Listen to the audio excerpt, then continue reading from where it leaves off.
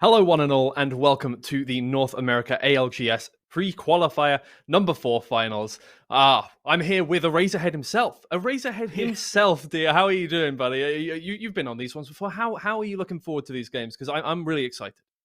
Yeah, I think I'm excited as my Eraserhead persona will allow me to be, which is I think just barely awake is like top level of excitement. However, I think I'm going to choose to go a little bit beyond because as you mentioned, for preseason qualifier number 4, it's a special occasion. We've got a lot of teams with very, very high stakes, and if this is the first preseason qualifier that you're tuning into, this is all, as the name would suggest, preseason to determine who will enter the Pro League. And with so many teams that haven't shown up in the finals before, an inordinate amount of them, Twiggy, I suspect that we're going to be getting a lot of really high kill, high octane games because a lot of these teams have the win condition of, well, you either make it to Pro League by getting first place or you go home with nothing.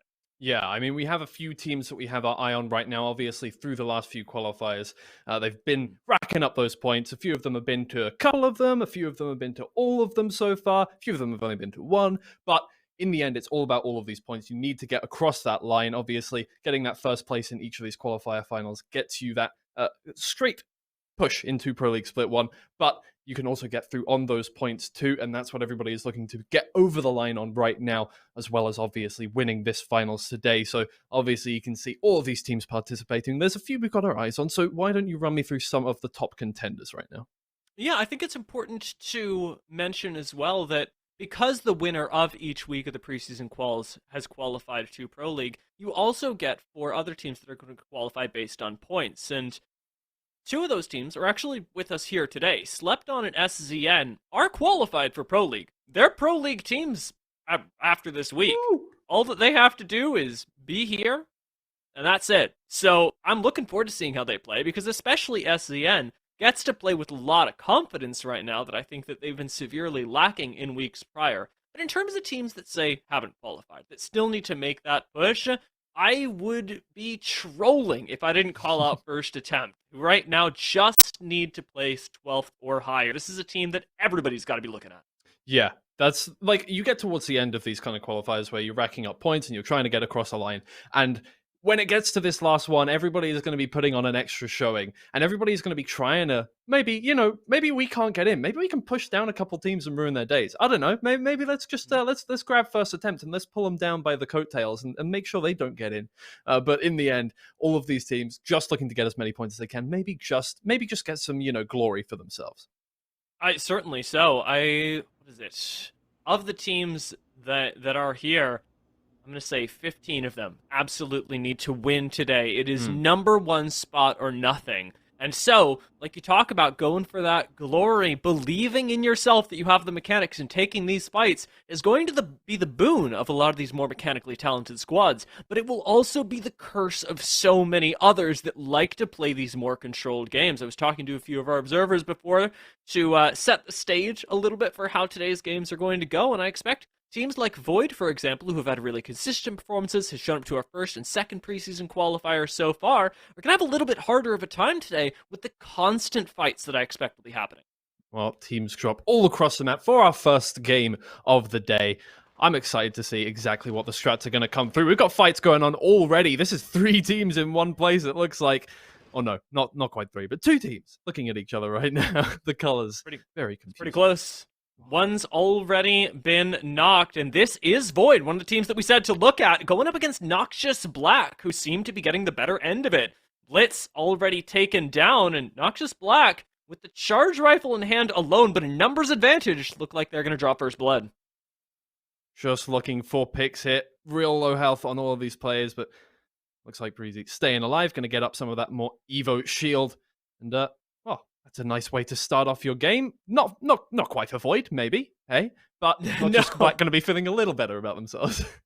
Yeah, but Void definitely, they can't be too happy, especially because despite their pretty consistent qualifications, they are one of the teams that does need to win.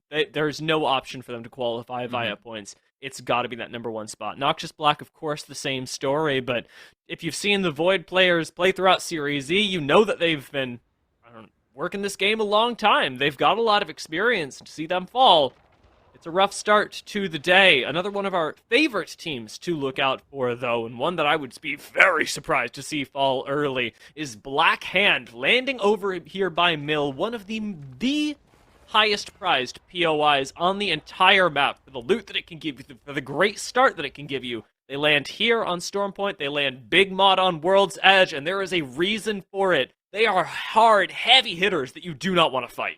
And they do need to win today if they want to get that spot. Only having played one of the qualifiers so far, this will be their second.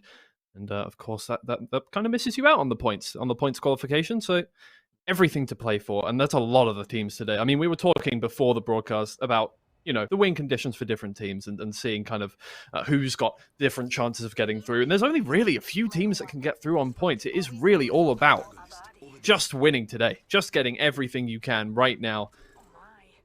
That's a lot of pressure. And that's something that I expect Team Howdy will be really good at. They, as Meowdy, without Kodigami, instead running Awesome Tryhard, dominated Series E quals these past 2 weeks. And the lobbies, honestly, were not that different from what we're getting in ALGS quals, especially at the Tier 2 level. Howdy, or Meowdy as they were called then with a different third, have dominated and have shown really excellent control of endgames. Their mid-game already lighting up as they've knocked and taken down Artsy on the low ground. Quick start to the game now, but we've got another couple fights going on here.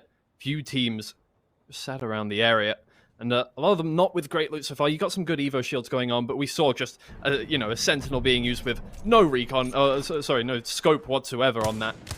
A little bit difficult to hit a shot from that range. Maybe not for Garrett, though, who is lighting up the sky right now with the wingman. Yeah. I love seeing pros use wingmen because they just hit these ridiculously long distance shots. And since we were on Howdy for a little while, it's worth noting that they are one of the few teams that isn't rotating over to what we're expecting to be zone ending. Blackhand have rolled themselves in excellent position. They started by Mill. We talked about it. Already great loot. They've also got zone coming to them.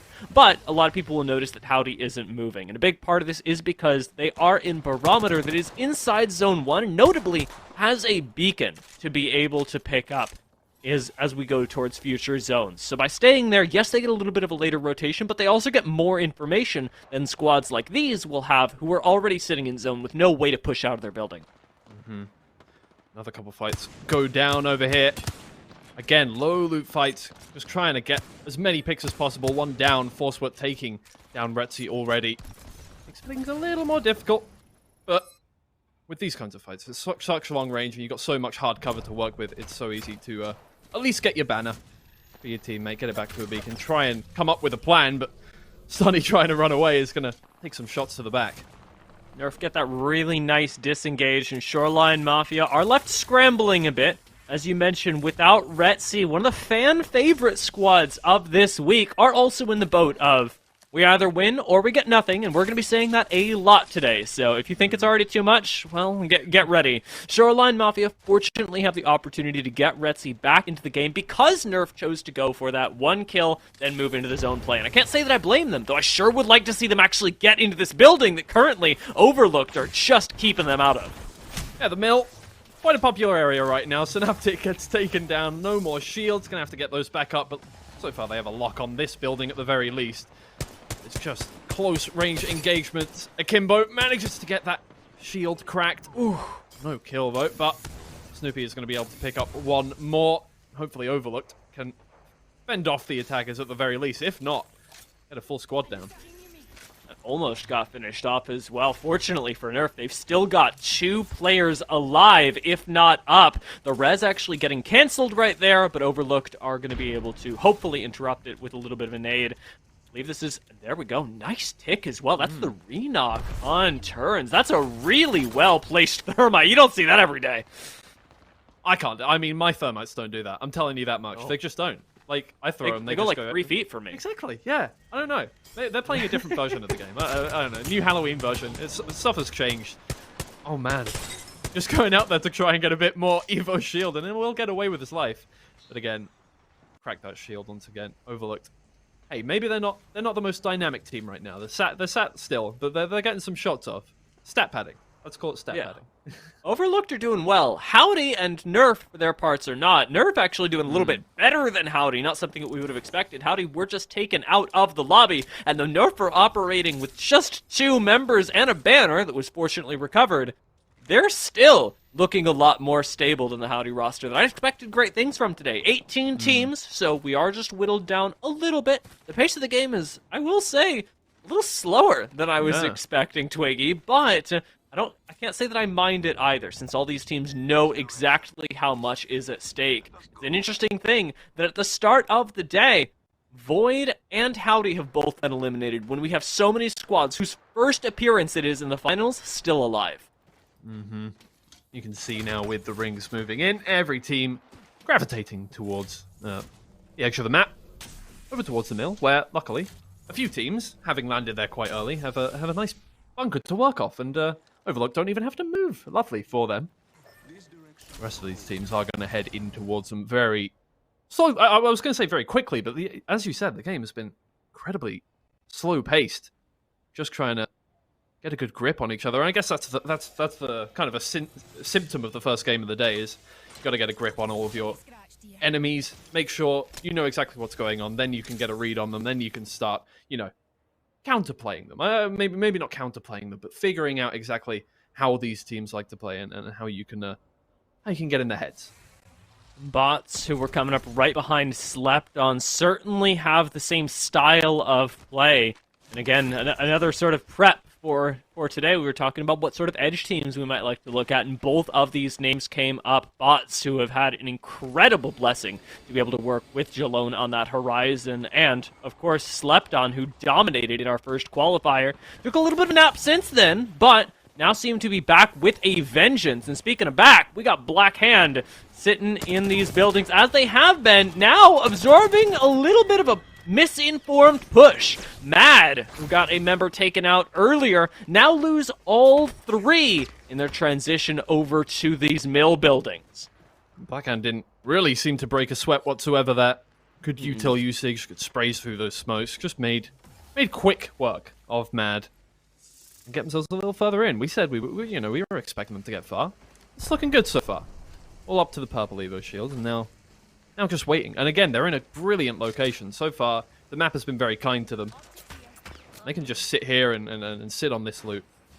Guard this building. It's a nice place to be. And it's odd to see that Black Hand are able to do this so confidently in the zone, despite the fact that they're running a Bangalore. They don't have a Watson. They don't have these defensive capabilities that so many squads around them have chosen to prioritize.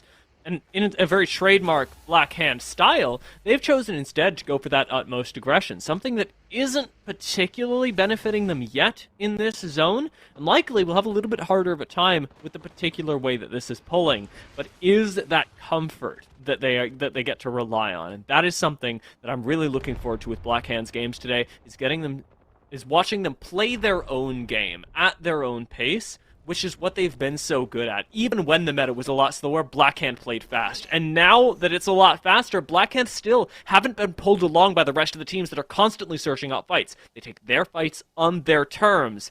Watching them do that as they absorb pushes is really amazing. We're getting Nerf looking for a fight of their own, it seems. They do have all 3 members back up off that res. Unfortunately, they're a little trapped in this building.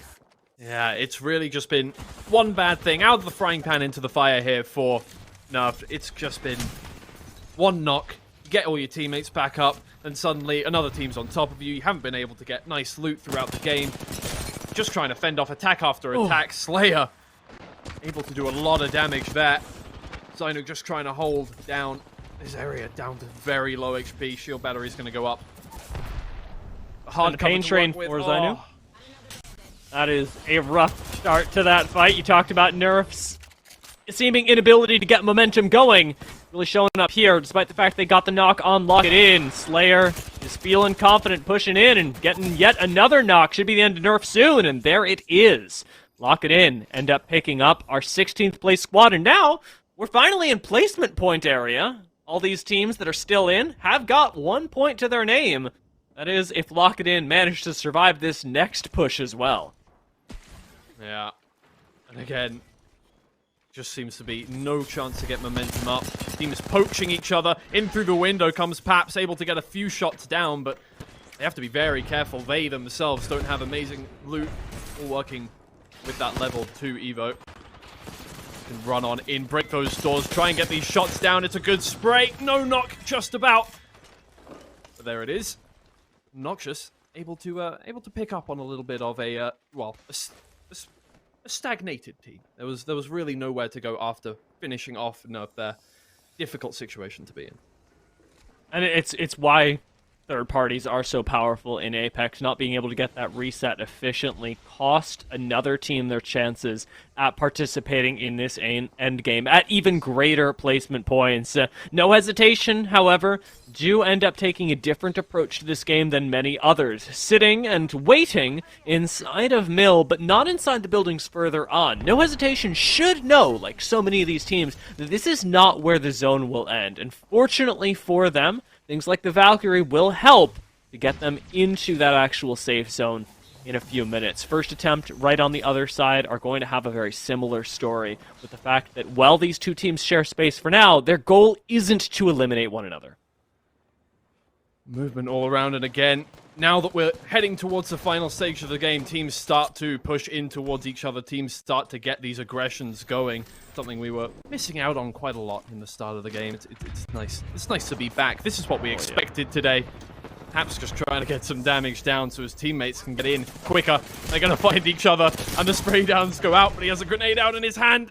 It's a good knock to start things off. Now with 2 on the ground.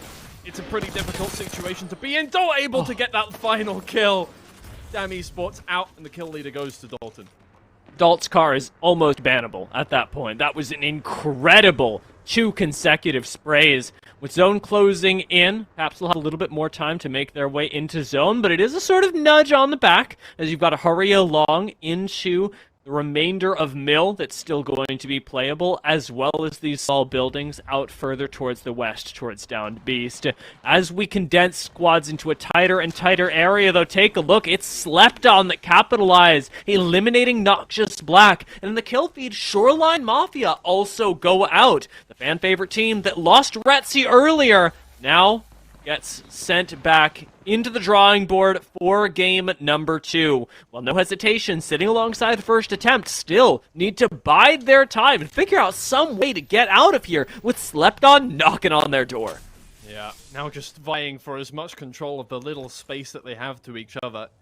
A lot of population for a very small area at this point, and 10 teams moving in towards these final zones are going to be just vying for anything they can. You can see Goat and Karma just sitting up at the edge of the wall here, just looking for anything, because now, as soon as you turn around a corner, you're going to be fired upon from 3 different angles. You need to be incredibly careful about what parts of your body you're going to show, how you're going to start a movement, because now, I mean, you got 40 seconds, and then you have to move across this whole new zone. You're going to have teams firing upon you from all directions. It's a good, nice early play from first attempt. This will get them into zone relatively uncontested. I'm watching for the knock on Saucer, but it's not going to happen. Rooftops available here, and that's going to be one of the few places that you can still play. First attempt, grab that for anyone else, and they do! They're going to have a really good shot at the end game. You gotta be worried about being naded out here. The Watson pylon going to stop that. And with the fences that can now be erected, first attempt, that might have just secured their ticket into an end game that includes them, perhaps a top 3 finish, if they can continue to play this well. Other squads that will be valking here, though, are going to be their primary concern, as it opens the door for third parties from below, where Blackhand will be more than happy to jump on them. First attempt, make sure to deter any other squads from landing on them. They're instead going to force these very same teams out into the open, and Saucerer really lays it on thick. Oh, bringing out the car as well, able to get a few more tags. Not quite that finish. That's a lot of damage done before, well, anything can even be contested upon them. Sauce just trying to get that advantage early on in the fight, but the teams are now next to each other, and they're just trying to fight for some space. The rooftop is a brilliant place to be on. Sauce just trying to fire upon them now. Yeah, they're in a lovely position. a really fabulous place when you can afford to commit so much energy into uprooting Skies, pushing them a little closer to Blackhand. Slept on in the meantime, though, we talked about their rotate as being one of the teams from Mill. It's a miracle that it happened at all. They've somehow managed to uproot Overlooked from the building that they held so well up against Nerf. Yes, they've lost a teammate, but Slept on losing just the one and getting their entrance into the top 6 now is so good as Skies and SZN both drop. Getting down to the last 6 squads now. We're just moving closer and closer towards each other, Karma. Just gonna have to get out of there. Get some shields back up. Because now you're stuck on the edge of the ring. Again, 40 seconds left. You've got to make a decision at some point whether you want to start moving. And first attempt, out of all the teams, have one very good position. You've got 2 squads, 3 squads looking down on you from different angles. Now is where things get really difficult. The decision making is going to be so important. This play, though, this particular position from World Class, that is World Class. They have got the Trident in the best position imaginable. Even teams like Slept On are going to have to relocate. First attempt, who got that big jump onto the roof earlier, and now suddenly and unexpectedly are going to be pushed out of zone. World Class do not have a whole lot of staying power with things like the Newcastle that they are not running, but what they do have is a great angle with this Trident, and a lot of focus being thrown at them. They who claim this spot likely win the game, and everybody wants to take away from First Class, who have now lost 2. It's just Kimchi Lee, the backbone of this team, and he's going to go down, even though he gets some sick knocks. World Class are out. Oh, it was such a beautiful attempt there, but there was just no way out of that position. Although you have so much space to work with, you have no hard cover whatsoever, just trying to fend off every player possible. And fair play, because that was a beautiful attempt at keeping that locked down. But now we're really in the most difficult of positions.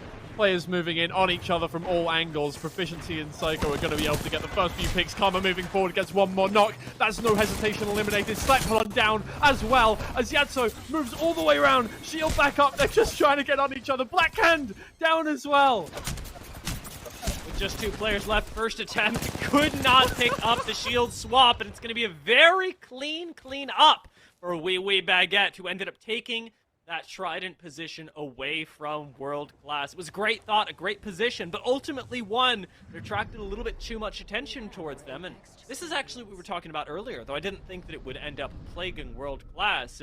How much these teams have to push themselves really ended up biting World Class in the bum. They got pushed by a team that really had nothing else to lose at that point, went out despite their excellent position, and gave over the win to someone else.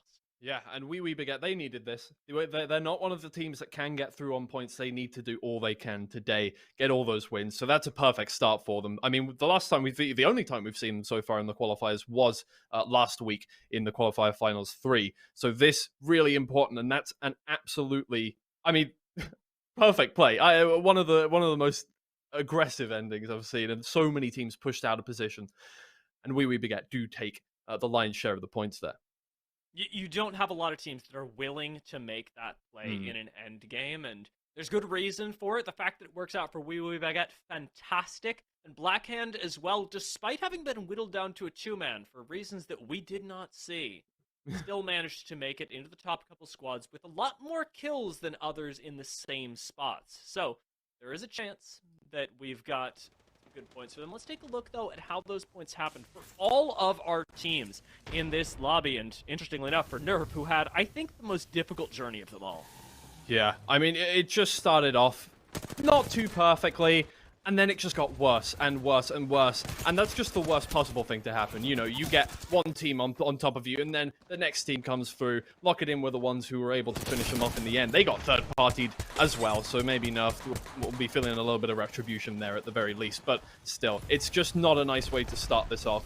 And it's nothing really they could have done. Getting third-partied and third-partied and third-partied, it was just, it all got a bit compounded, but Kimchi Lee almost pulling off some of the most heroics I've ever seen. It was a really impressive last stand, and there's a reason Kimchi Lee is the backbone of that roster. With Wee Baguette, though, finishing not just in first place, but with Mm. 12 kills overall. They did not have a passive game. This is a big lead to walk out of game one with. First attempt finishing in second, may not have gotten the second most points, but still a respectable position, especially given that they ended up taking that roof really early. This team clearly has their heads screwed on tight and are ready to take these games if they can just get a little bit further in end games that perhaps aren't so chaotic for them. Yeah, and you can see Slept On there. We didn't see a lot of Slept On's kills in that game, but wow. I like the aggressive plays were absolutely brilliant. Goat put in a shift. Karma put in a shift. We saw a lot. I think we saw one of their final kind of stands through a lot of smoke, getting a lot of kills. Karma there putting up 5. Cobra and Psycho also get on that board as well as Dalton. And yeah, I mean, this was a lot closer. It was a lot slower than I expected to begin with, but as teams started to figure each other out, I think we saw a lot more aggression, a lot more what we were expecting to see early on. But I think, I was definitely expecting to see a quicker start, a few more early engagements. We actually saw teams being a little more, they kept to themselves. They tried and kept their position a little earlier on in the game than I expected. Outside of early contests, these teams are absolutely playing with the knowledge that this could be their very last appearance before Pro League or before Challenger Circuit if they're not able to make it. For so many of these teams, that is going to be the story, and we'll continue tracking them as we do still have 2 games of Stormpoint left. All right, well, we're going to be throwing to a quick break. We'll be back shortly with our next game here on Stormpoint. Don't go anywhere. It's going to be just as action-packed.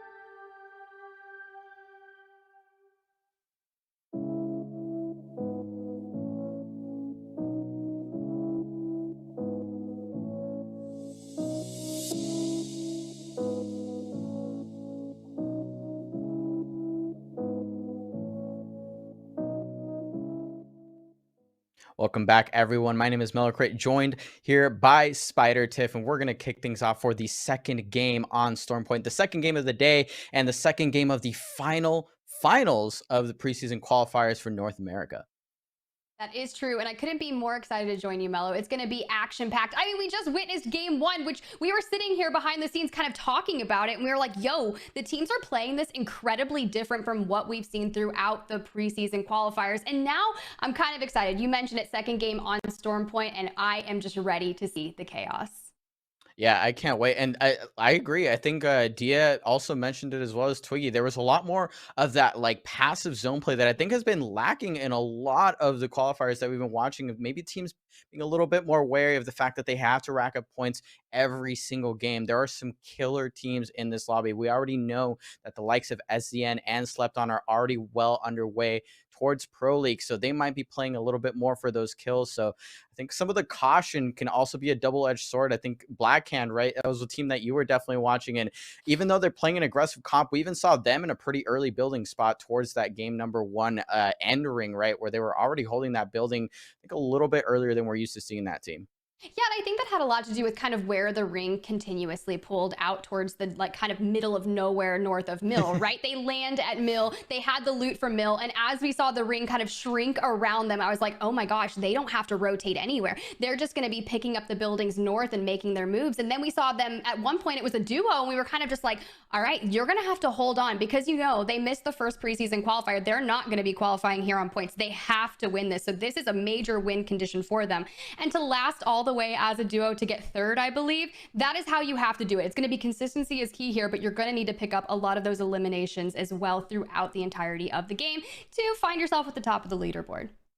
Speaking of eliminations, there were some very elimination heavy teams towards the end. And of course, we did see that the winning team did pick up a good amount, but another team that could have possibly swept that win away from them was actually the team that they got pushed, or that they pushed right at the end on the Trident. So that was definitely a very clever play, but it's plays like that. It's plays that are kind of the last ditch effort, right? You know where the best spot is, you know where you might be able to win this game out of. Sometimes it's less about the kills and more about the kills that you need to get just to get that place, that spot that might end up winning you the game. So we'll see if here rolling into game number 2, strategy sort of holds. And of course, Blackhand did get sort of gifted, we'll say, that zone, but sometimes it can be even harder to play, right? When you don't have all of those resources from rotating to different POIs and making your way through the map, you're sort of left with what you got right off the bat. And that can sometimes be a very difficult scenario to play with. I completely agree in that scenario, but the Mill, now Blackhand's going to have that uncontested. We know Rack Attack formerly used to land there as well earlier in the preseason quals, but they've already qualified, so the Mill beautifully taken aback for Blackhand. And now I'm sure they're going to have to begin the rotations, but as these teams look to secure their POIs and grab as much of the loot, I know they're going to be looking for those G7 scouts. We were talking about what was in the crafter, the light mag, the 2x4. These people are going to be going, but now we see Blackhand is not going to have the favor of that zone. It is going to be pulling straight towards the other side.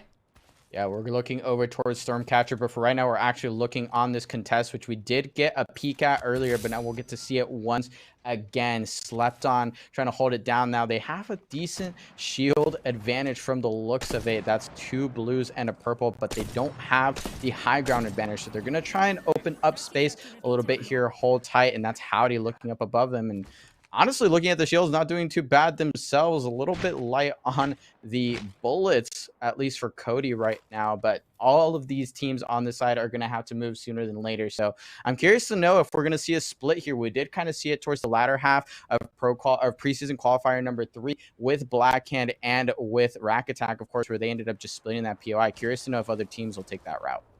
I mean, to be fair, I would want to split that if I could and not try to avoid any kind of contention throughout that, because you basically is known for a 50-50 for a reason. And if you are trying and you're like, I have to win this moment to be able to hit Pro League Split 1, the last thing you want to do is kind of go out in 19th or 20th place every single map. But now you can see the rotation happening. We saw Stunny and Co kind of rotate throughout that IMC armory and take that early advantage there.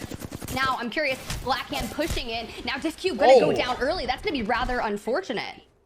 Wow, that was actually a beam coming out from Zednim and Shoreline Mafia. Their first showing here, surprisingly, in the preseason qualifiers, already taking apart one of the teams that I think arguably are some of the favorites, at least for team fighting. Already down a member, and Shoreline Mafia sees that they are pushing. They're hungry for these kills, and this is another team that doesn't really have a chance of qualifying at this point through points, since they missed out on a lot of the preseason qualifier finals. So they're hunting for these kills. They're hunting for these points that they have to rack up. And honestly, last game didn't go their way. Not quite as many points as they would like to start off with. So taking out Blackhand would be a massive boon for the chances of moving forward in the qualifier. Well, playing the devil's advocate for Blackhand, it's a massive disadvantage for them to go out this early. And with already losing Diff, now Yasto and Shub are just all in that disengage. We've got to get out of dodge. And maybe, but the thing is, they could easily run into another team if they keep pushing. That's one of those moments where it's like you can keep chasing, but the next thing you know, you're going to end up near down beast running into another team. And we know World Class lands Cenote Cave, and they could have easily decided, hey, we're going to push up into this moment, take the third party to you, and just get a little risky. Speaking of down beast, MMW are the team that are sitting there. They're crafting up. They have beacon information to work with as well. And I believe they have the crafter, so they're going to be sitting tight and might actually be playing sort of this deep edge style that we've seen some of the teams employ. Rack Attack, of course, being one of them, where they opted for sort of walking into zone, waiting out the teams and all the rotations that crash near the chokes, hitting those beacons really late, hitting those crafters really late. And they are still in down beast. So it looks like Shoreline Mafia doesn't want to gamble too much with that possibility. And right as you said, World Class coming up behind him, another team that they certainly have to worry about. Looks like Blackhand is going to take the Trident straight into that team. Oh, that is going to be super dicey. That rotation is going to be proven to be very dicey and problematic for those teams, but DAM Esports just kind of chilling here at the top, firing out that skyward dive and not going to connect anything, but that's fine. And as soon as I say that, look, I'm telling you, casters have the curse, whether it's a blessing or a curse, but you know that's going to happen for them, just a little bit of a rotation. But I love the high ground advantage. You're being able to get so much information here, and you can call out kind of where the teams are pulling. And we've talked a little bit about those Valkyrie ultimates and how I think you and I might have a shared hate-hate relationship for the way a lot of those Valkyrie ultimates go. I will say, now in this part of the game, I think it's one of those situations where you can definitely get some of the best value, right? You have to utilize it for your macro. You have to utilize it to execute your game plans, not as a last-ditch effort. So one of those teams has already sort of made that movement, but they have quite a ways to go, and already fights breaking out as many of these teams are showing up early once again. Tiff, no hesitation here, already getting kept out, as I think I count 4 or 5 teams that are already sitting to the east side of Stormpoint. Yeah, you really just want to hold your ground as much as possible, but with all the teams kind of fighting for real estate this early on in a map, round 1 alone is just closing, and no hesitation, sitting on 2 whites and 1 blue shield. This is not kind of where you want to be. A lot of those teams that have those nice POIs that you're pretty much guaranteed to have purple and blue shields are going to have the upper advantage, because you're kind of just relegated to these inadequate moments here. But let's take a look. We've got some nice teams going on. That's Bots getting absolutely tagged up by Noxious Black. We're going on the aggressive hunt. This should be no problem for them as Dalton slides in. R301 in the hand, just absolutely lasers that player going up the zip line. And you know, if Paps has got a Kraber in the hand, this is going to be feisty. God, the first crate Kraber for Noxious Black, and they're going to try and get as much value out of it as possible. Already on the push, they did find a Noxious door.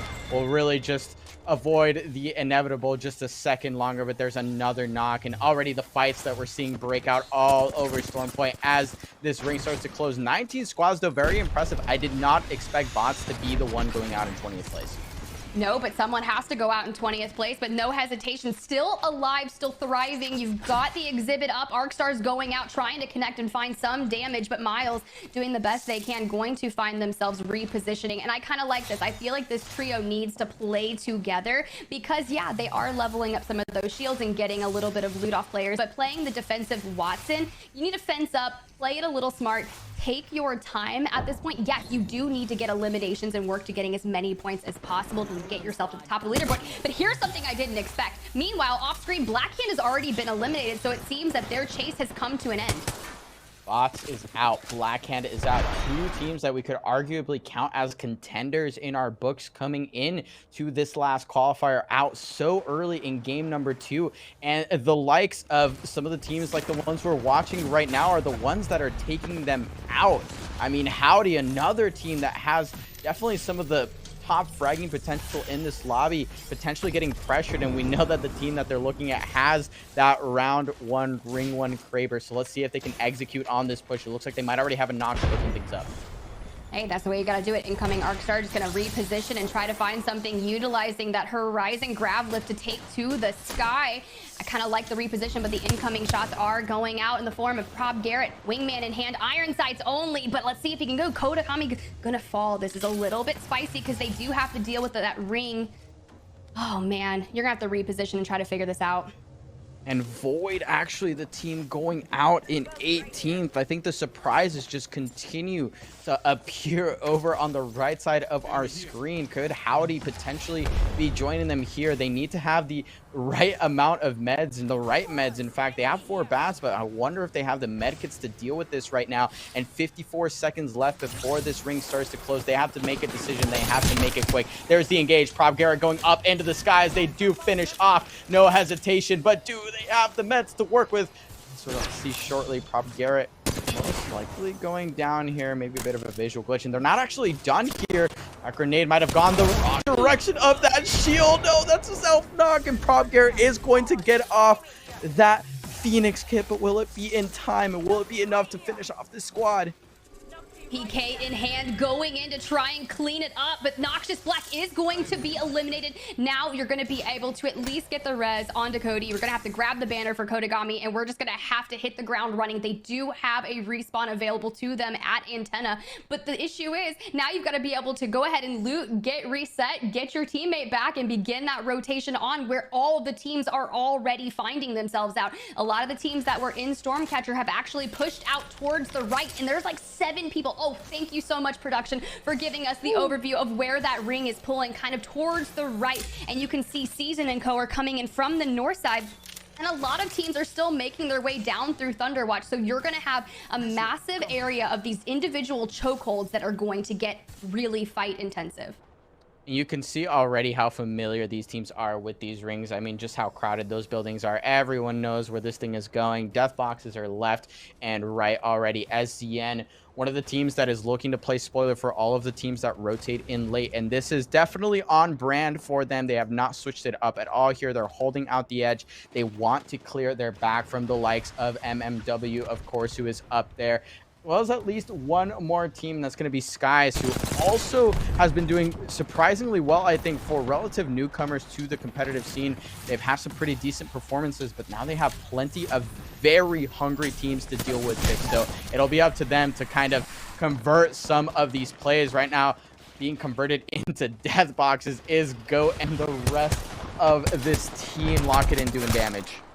Lock it in, Shoreline Mafia. This is a 3-way battle right now, and it's going to get incredibly feisty. I love Lock It In's position here just outside of Command Center because you have the high ground. You can oversee what is happening, and you can see right there, Slayer going to put the finishing touches in on Goat, and now everyone's just kind of chilling back in there, trying to stay alive, but they're going to have to come in at one point. And you mentioned the Valk ult and all of that, like, this would be the moment, right? Try to get to a safe area and just Valk ult out of that. That would be the 50-50 chance that I would want you to take it in, because Lock It In right now is just locked in, waiting for them to enter the ring. And now, if you could Valk ult over them and maybe take the fight that way, sure, it'd be a little dicey and you're still rolling a card at that point, but it's a better fight than pushing in the ring. Yeah, and it gets really difficult at this point, right? We have kind of entered that territory where the Valve Ultimate just becomes very coin flippy, because you're not just dealing with the crowd of teams that have already taken residence up in ring number 4 and in that general vicinity where we know this is ending. You're also at the mercy, unfortunately, of some of the teams that are hunting on the edge. We already saw that MMW is up on that northwest side over towards Command Center. SZN loves to hunt down teams that are late to their rotations. We already saw Prob Garrett's team almost dropping on edge and are having to force their way in right now, likely meeting world class in their path. So the crowding combined with the amount of pressure that these teams are about to exert, it's going to be too much, and many teams are about to break. Yeah, I think these are the moments where you're going to find out who's going to be able to thrive. World class on your screen right now. Engaging in a little bit of a scuffle. Some clean shots onto that team in front of them. Kim going to reposition and take the high ground via the grab lift. A nice knock onto Cody. Answering back, looking for the fight onto the player in front of that. Sears trying to go down. And you can see the trade comes in, and Jelly trying to put the finishing touches. Going to go ahead and get rid of that exhibit, which is going to benefit them. The reset coming in strong. And I'm looking at the map here, Mello, and hear me out. Our map 1 winners have already fallen. Wee Wee Baguette is no longer existing here in map number 2, and they started out so strong, but we mentioned it before the game here. Consistency is going to be key, while World Class is just absolutely cleaning up. We saw just how strong and how the end game here. I mean, I say how strong, but just really trying to thirst that player with that PK and just doing the most they can. I don't know why.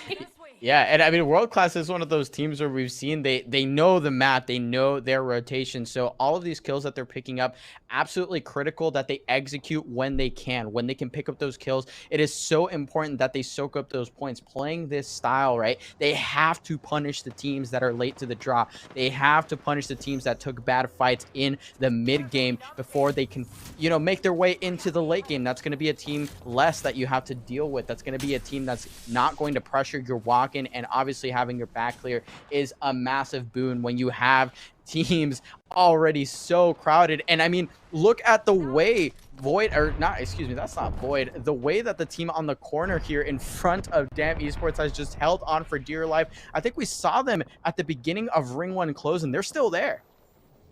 Yeah, I mean, honestly, just hold your positionings at this point. Play it smart. Take fights that are going to provide meaningful engagements. Because if you fight at this point in time, you risk getting third-partied or completely aped by the other teams. And chances are, you're going to share a lot of the real estate in some of these buildings. You can see that that team is playing with the team directly above them. Shoreline Mafia has been able to get inside the ring, reposition themselves, and now, look, they're actually gatekeeping Orioles and Zainu. And look at the exhibit coming out. Now they've got all of the information.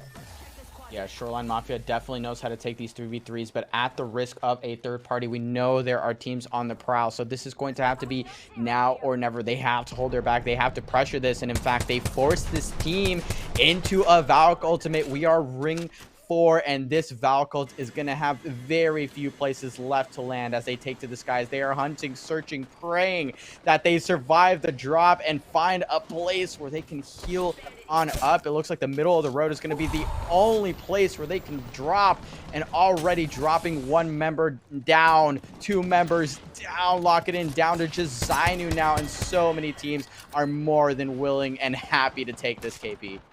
I mean, to be fair, the team that is looking at them and just easy KP now able to get Slayer's banner, but I don't know if they're going to be able to get the reset and the res onto Orioles because that team has Lock It in their sights. And if you're just utilizing this little tree stump for cover, sure, that team is not going to leave their position to completely ape you, but they're going to use missile swarms, arc stars, whatever they can do to get a cheeky line of sight on you. And Shoreline Mafia on your screen right now, trying to find an entryway into that next ring. You can see it's going to keep pulling into those 2 buildings, which are inhabited by 2 to 3 teams, with SCN trying to make a play from the north side, but they're completely free on their end as well. But here, let's see what Shoreline Mafia can make happen.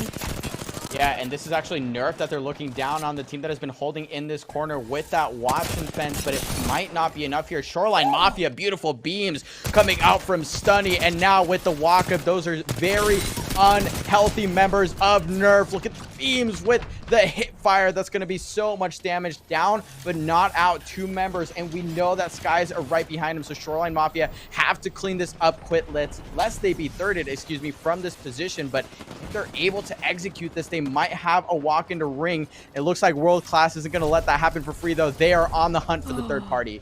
Oh, this is going to be dicey. I feel like anytime you take a Valk ult just to kind of as a defensive maneuver and get out of dodge, they're going to have everyone in that lobby at this point looking at you. And now World Class Jelly on your screen, just being inundated by the majority of the lobby, going to be forced to reposition and try to get some bats off. And meanwhile, Nerf, Howdy, falling all at the moment. Blossom's going to get the knock on to Stunny, so you know that Shoreline Mafia was not able to get it, but him on your screen just absolutely beaming with the R301. I really like the positioning here despite not owning a building. They are just playing the edge of this and trying to stay out of the line of sight. Missile swarm and everything providing such good amounts of information paired with that seer. Well, I'm not gonna say it, but I mean, we all know it's basically wall hacks, right? Like, oh yeah.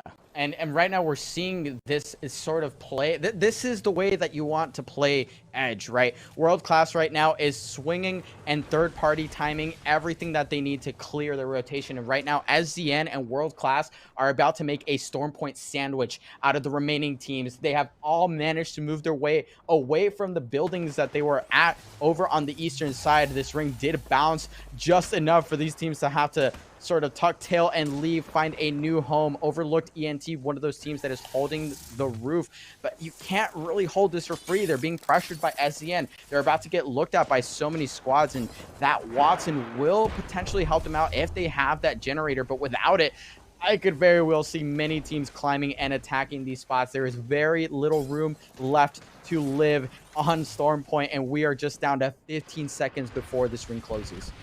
You know what? I like it. The only thing I have an issue about the teams that are playing those real estate inside of the zone, right, is do you rotate too early? We saw what happened to World Class in map number 1. They were holding the Trident just on the outside, but they got pinched and sandwiched, and that could happen. But Snoopy, in the meantime, is just living the best charge rifle Charlie life, and now SCN making a play and rotating in because they are going to have to. And just look at the ring. So many people inside this building, but SCN just relatively free on the side of this building until someone looks over here at him, and that's what I'd be scared of. But no one wants to lose their positioning just yet.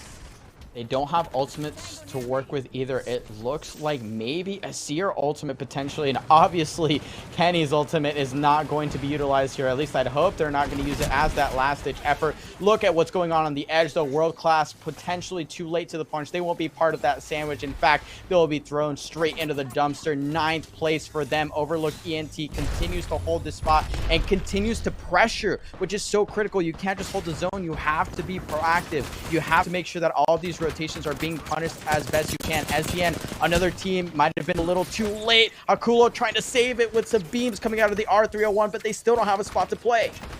Yeah, they are just trying to find any cover that they had the ability to do so and not able to keep fully healed up, which I think is going to be really critical here. If you can stay as a full 3-man stack towards the end. Meanwhile, DAM Esports is going to be eliminated. 7 squads remaining here in map number 2 of the Apex Legends Global Series preseason qual number 4. And I feel like this is where the chaos is about to ensue. I told you this is one of my favorite things, Mello, about Apex is the end game circles where it's just pure chaos. So I feel like we're getting a little bit of calm before the storms. I can't believe that SCM was actually able to fully reset without getting inundated with Arcstar. And that's the deal, right, is they have that Bangalore to sort of cover their tracks a little bit, but also Overlooked ENT, as well as the other squad that's looking across the way up on that roof. They understand that they kind of have to hold onto some of those resources. If they overcommit, suddenly they don't have anything to work with in that end game where they might be able to pop those arc stars, those grenades, over towards the other teams that are going to swing their direction. And right now, this ring is pulling away from them, so they're holding onto those resources for the time being. And right now, SCN are playing the outside of the building so beautifully here. I mean, this is just textbook play here from SZN, holding in all the crevices where you would never expect to find them. They have 3 red shields to work with. They might have an ultimate on deck as well, but the final ring is closing here. 1 minute and 30 seconds for this to break out. Yeah, this is going to be really spicy. I think there's going to be 2 separate fights happening as Klain going in with the car. Just absolute beams, completely lasering, throwing down so much damage. Going to get traded out. Can Kenny and Mr. Hakula stay alive for SZN? Mad going to fall. Now they're going to have to begin to get that reset immediately. Pop a Phoenix kit. Get ready. Shield swap. What I've noticed is you can see right there, dropping that red shield for your teammate saves so much time, and it literally takes 10 seconds. I've seen a lot of teams begin to do that lately in the competitive scene, and I'm just like, bro, that is an absolute game-changing moment, and it just takes minimal time. First attempt going to fall. Missile storms coming in on Mike and Ike and Co. This is going to be spicy because they're going to get held right there. MMW is going to get sucked for just a moment. MJ is down, and they're going to try and pick him up at the very last second, but in the 11th hour, they don't have quite enough time to do it, and they're just going to play the shields for now. It's all SZN right now, and at least 1 squad above them. MMW is eliminated, and Underdogs right now trying to play the top dog, trying to play spoiler on SZN, who has already qualified for Pro League. They are going to shred through Underdogs. SZN are your game 2 winners. Congratulations to SCN. I would not have pegged them to come away with that, with Overlooked Entertainment. Like, they were just holding the very top of that building. They had a charge rifle, they had a G7 scout, they had the Watson Jenny, they had the fences, and they were holding on to that for dear life. But still, the issue is when you rotate in way too early, which is fine, you can hold that with the Watson fences, but not when you are the spectacle of every single team that is rotating into that area. And you mentioned it, the way that SZN kind of worked their way from north, coming south, playing the outskirts of the building, just snaking their way in. Beautifully done.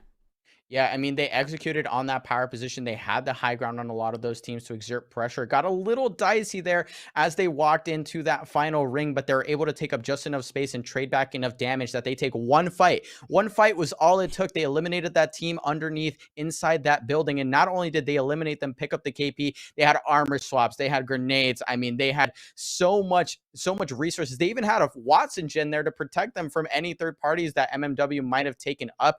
They might have swung there. Even Top Dogs had that opportunity, but just very well executed recovery. And we saw it there. We saw that game plan be executed once again by SZN. Hey, that's what they got to do. I mean, it would be really cool to see them come out with a win here at the end of 6 games. But I mean, what better way to take a W? Let's take a look at some of the replays throughout game number 2. Noxious Black on your screen. That beautiful fight over into Antenna. And now Howdy trying to keep the dreams alive here against them. And that grav lift, the Ironside Wingman, that just... Hit just right. And a lot of teams got hit just right. Teams that we didn't expect. Bots out in 20th. Blackhand out in 19th and Void out in 18th. I mean, these are some of the powerhouse teams that we're expecting to do well here, but it just goes to show that the caliber of some of the teams that maybe don't get talked about as much, maybe are new to the competitive scene, they are already starting to make waves, and those waves are crashing down on some of the teams that have been fighting in every single qualifier. They are so close that they can taste it here. Every team here has that opportunity. World class, certainly one of those teams that has missed out on so many of these opportunities, but SZN, even though they're already qualified, they are here to play, Tiff. They are not done. They're not going out without a fight, and it looks like they might not be living without a win.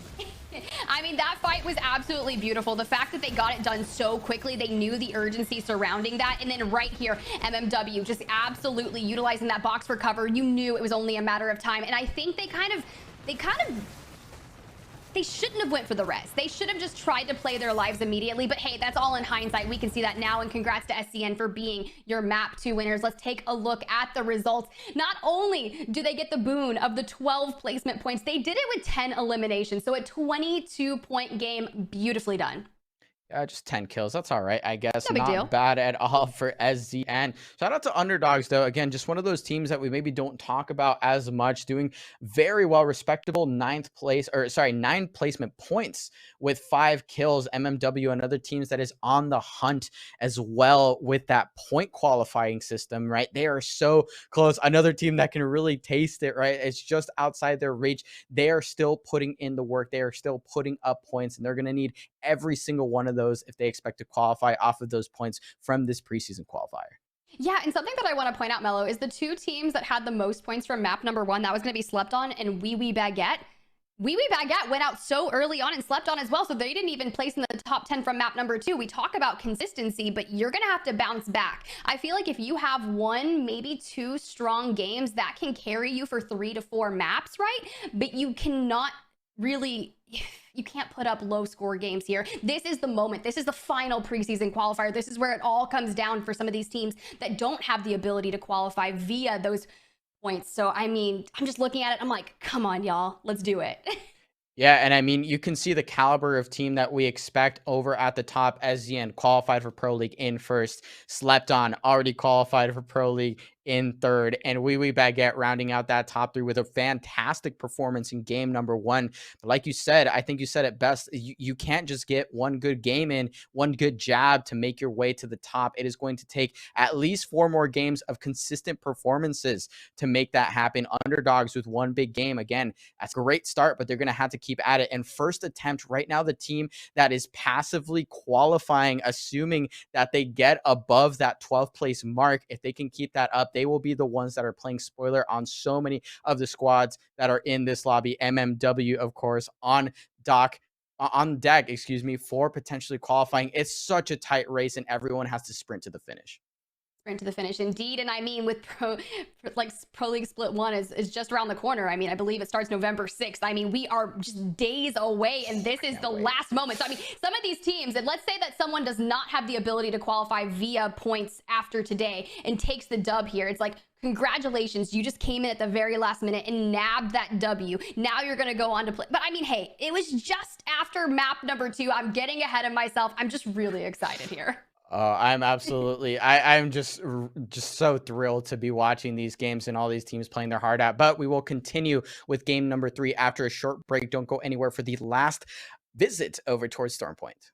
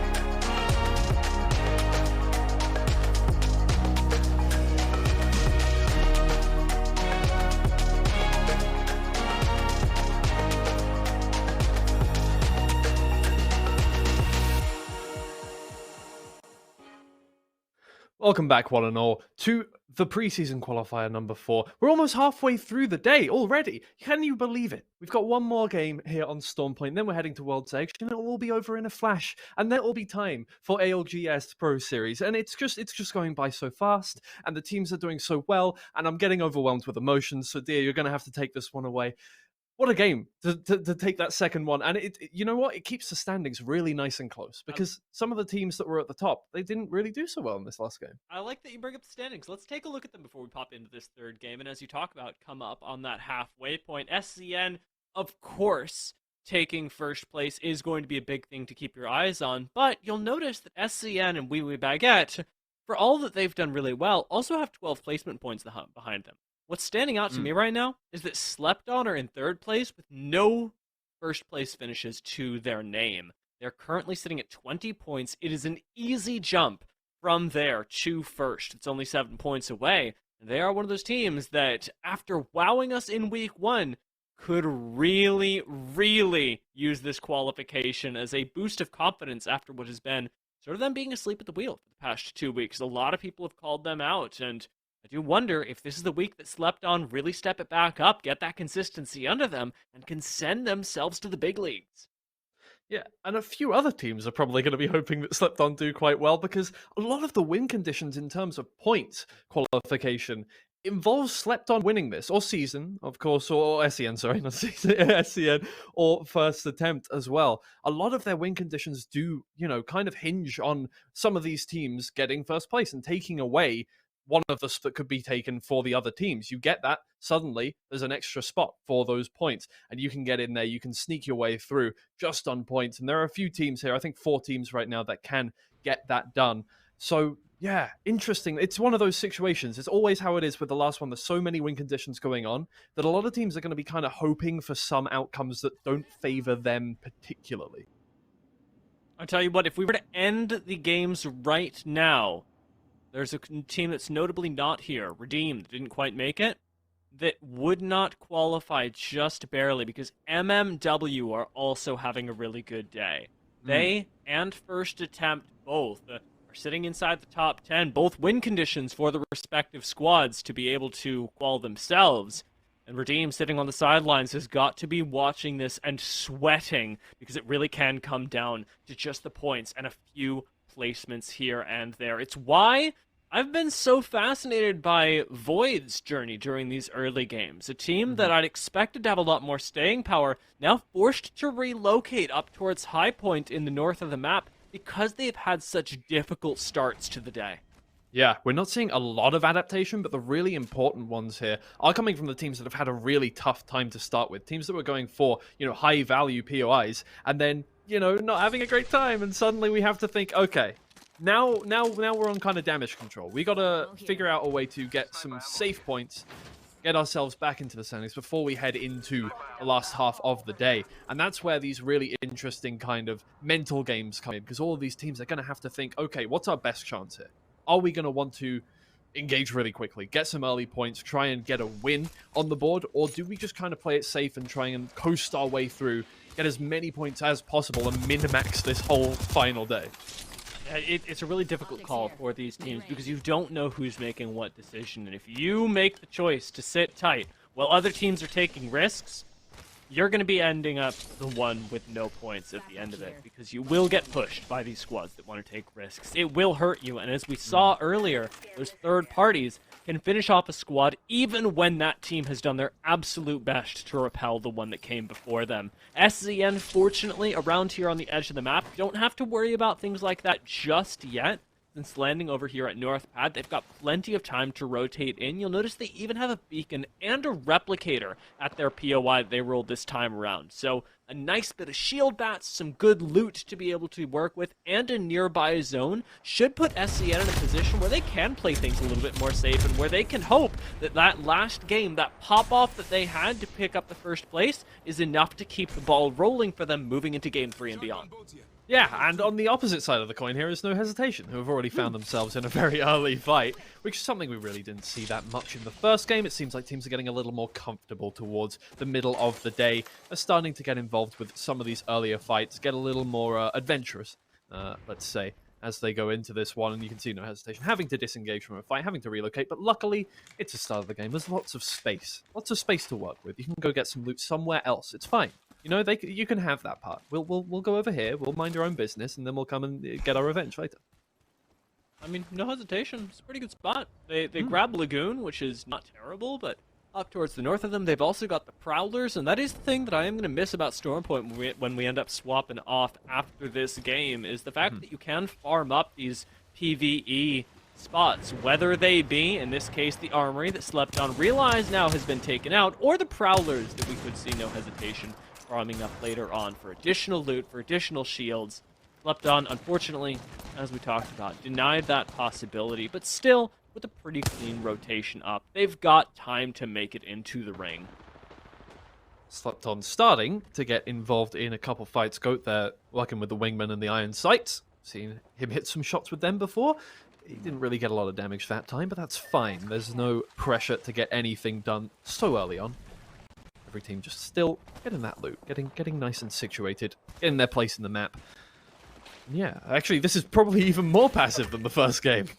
Yeah, it's funny that we hit the deck again, and we have a very similar ring pull to what we had in Game 1 as well. It is pulling a little bit further north, and you'll notice that it includes a lot more of Checkpoint in its later circles. However, the essential function of this zone is going to be the same. You're prioritizing a lot of mill buildings if you're rotating late. A lot of the buildings out further to the east, of course, getting a lot of attention. But this time, I don't mind Downed Beast either. Being able to sit up there and make your way down into rings that could extend into these more open spaces is going to be a viable possibility where it wasn't before. And we should see a situation where teams like Black Hand, who land in mill, have to deal with a lot less crowding this time around.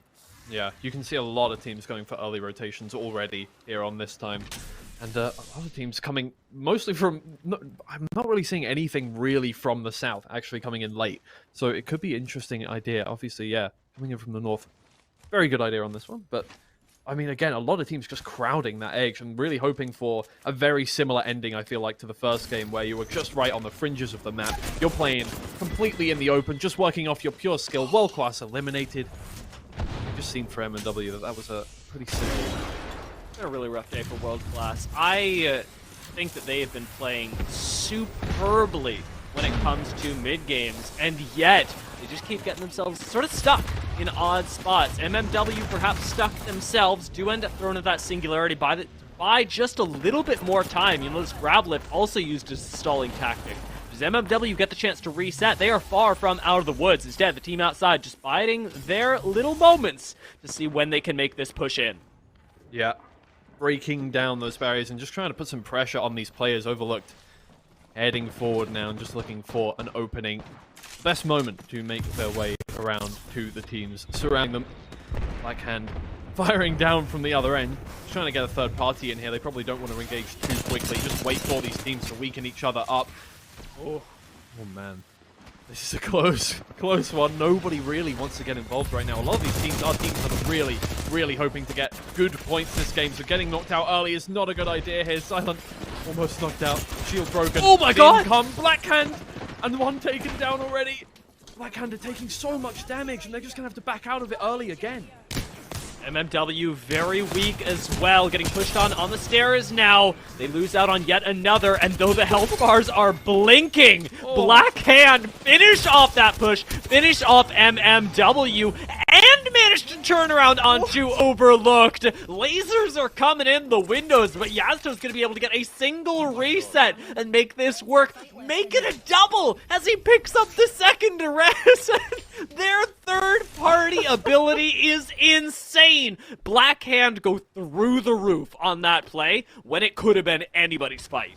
It really couldn't have been closer than that for Blackhand, and somehow they managed to not only get out of it by the skin of their teeth, but also capitalize on the situation to the point that I just can't believe that they were able to get that second third party onto Overlooked there before Overlooked can capitalize on the situation properly here. Here's Lock It In going for an engagement. A brilliant beam down, but he's also been traded. Royale's getting on top as well, finding that second one. The revive is going to come through onto Twitch. Not quite yet. Or Zainu, sorry. I'm reading the wrong part of the name. Somebody clip that beam from Zainu. That's a once-in-a-career kind of move, even at the Tier 2 level. Lock It In on just pins and needles right now. They are forced to pop the bats and actually reset on some of those. Void are thinking about moving up here, but with just Blitz left alive after Sun was eviscerated and Burton right next to him, have really no choice. Lock It In, collect another third kill, make that a squad wipe, pushes up to 14, and yeah, we're in placement point territory now. This is a lot more aggressive mid-game than we've seen from these last two games, I think, so far. We're really getting... Teams are getting a lot more comfortable. They've warmed up now. You know, you've had 2 games to get ready for this one. This is your last game on this map. Let's just get everything we can out of this one, and teams are feeling comfortable here. Oh, man. So much action already in this. So many clippable moments in Game 3. And we're you know what? I said we're already halfway through the day. We're only halfway through the day at this point. That's true. With plays like these, we've already seen a lot of mix-up. Proficiency maybe giving us another one. That's a Valk that is almost down. Thank God everyone has separated now. At least if your Valk gets knocked, you will be able to survive to keep flying. Proficiency makes it to the ground. Miles getting beamed as he does. Might not make it out. Charge rifle from afar. The pylon still in their hands, but with no good place to put it. Makes this a very difficult game for No Hesitation. Playing this open ground is absolutely doable, but it requires precision, a game plan. Moreover, just a little bit of cover from both sides, which is none of which No Hesitation have right now. This meager rock to play. If they can get inside the buildings just ahead of them, they will have a much better chance. We'll take a look at the other squads that are trying to make it in as well. Lock It In, making their skyward dive a little bit further south. Aren't going to go all the way into this zone. We'll have a pretty easy walk in. Given that it is only Ring 2, this won't hurt them that much. They've got time to cover this Prowler Island before making their way over to the Gravity Cannon. Here we are again. We've seen some engagements over here already. We're going to see a little more. Psycho spraying down. Not managed to get too much damage there, but again, vying for location at this point. We don't know whether this is going to be where things end, but the mill has been a hot spot so far. Go, no! Oh, God. The ability's out at the wrong Messiah, time. you get the wrong end of the car. That's what's happening there. Messiah has long been revered for the firepower that he can bring to a squad. That's the kind of play that we want to see from Nerf. So often in these quals, they have been a little over-aggressive. Not this time, it seems. Though Messiah is pushing the definition of that, going low on the outside as our Shoreline Warriors end up rocking up. The Shoreline Mafia have made their appearance into Mill. Now Nerf have got to start sweating. Yeah. What went from a great little push there could get a little over-aggressive, could get a little overzealous here for Nerf as teams are starting to converge on that location. Shoreline Mafia taking a lot of damage from a lot of different angles, Study able to get away just about. Not looking good for them now. Oh, and again, Retzi is going to be out early. And it puts them stunted once again. Just keeps happening to them, and with Meowdy coming in for the long-range third party, there's really not a lot the Shoreline Mafia could do. They are now out in the open, vulnerable, and we know that other teams like Howdy are looking at them. Shoreline Mafia do still technically have that ability to reposition on short notice with things like the Skyward Dive, but with so many teams looking at them, they still want to stick around and try and find a few knocks. Zednam actually finds just a single one, and maybe that's the entryway for Shoreline Mafia. Maybe the third party will give them the opportunity they need to get these reses. They are not remotely out of the woods yet. Teams are rotating in from the south still. We've got so many coming around from the south, actually. They've been making a conga line, actually, round from the east and making their way through the south. And now it's kind of an awkward location once again for Shoreline Mafia. And if they can fight their way out of this position, it would be beautiful. But they are stuck between quite literally a rock and a hard place. Lock it in, watch all this happen. They know exactly what's going on out here with Howdy, Nerf, and well, what used to be Shoreline Mafia have now made their way over into Black Hand territory. It is a very similar ring pull. Despite the fact that we went a little further north this time, we pull right back down into the south and almost directly on top of this gravity cannon area where Black Hand are currently sat next to. Notice that we've also got our winners of Game 1. Wee Wee Baguette sat in the very same building that they held earlier. Could this be another win for them? The game has looked pretty similar so far. Maybe we've got stuck in another time loop. We're back in Game 1. Things are just going to go exactly the same. Oh no. Lock it in. Losing a couple players once again. Garrett, last remaining player for Howdy. Both of his teammates knocked down on the ground. Awkward positions. Can he get back towards him, get those revives out? He's going to have to fend off a couple of players here. Maybe he can get one up, just playing the shield at the moment. This is really awkward now because zone moving in on one end, and you have the revives, you've got to head forward. Maybe, yeah, his teammates are just going to be taken out. You have to get out of there. Noxious Black also taken out simultaneously as Prob Garrett rocks up on another squad. Going to try and play this one quiet, but with how many Seers are in the lobby, it is a really difficult task to achieve. Going to get out no banners, so it is a rat from Okay. All right. Good, nice shot, Stumps. You know what? Nice shot. Okay, fair enough. That's a kill for butts, is what that is. It's just the moment where it's just like, oh yeah, but okay. Yeah. All right. Sometimes I just gotta close my mouth. Yeah. What? Oh my. Lit him up. Again. Maybe. We'll see later. But oh no. Oh, this is not a good position. These guys were doing so well early on. There's no cover to work with now. Slayer, last remaining player, lock it in, taken out. Such a good start to the game. Not a nice way to get out of the top 10 there. I know that we were talking about this earlier, but in situations like that, you just have to look at that and go, I don't know what was happening there. Yeah. There's no cover. There's no trident there. They haven't gone through the work that World Class did previously, and I think the same thing has to be said for Skies. They've taken, again, a really aggressive dive, this time landing on the inside of the building. Instead, the outside, they get shooed through by Black Hand, the same squad that was here the last time this happened. You talk about how we're seeing history repeat itself, but Twiggy, so many of these teams are committing the same errors that they did previously when they have the full benefit of knowing what happened in the games previous. Nerf, this time, however, have been a little more successful because Overlook aren't sitting in that spot. Nerf have managed to get themselves a building that's a little bit closer to endgame. It actually puts them in contention for some of these final zones, and this could be the thing that absolutely changes it. Having Nerf, having the firepower of Messiah that we've already seen be showcased in today's games, showing up in this final zone can change things for the better for this squad. Stumps, who brought out some heroics earlier, taken down now. Rest of the team going to find it hard to get him out of that position. Hakulo taken down as well. What a shot. All the teams taking a lot of damage here. Nobody is out of the woods whatsoever. Everyone fighting hard for their location and really making the most out of it.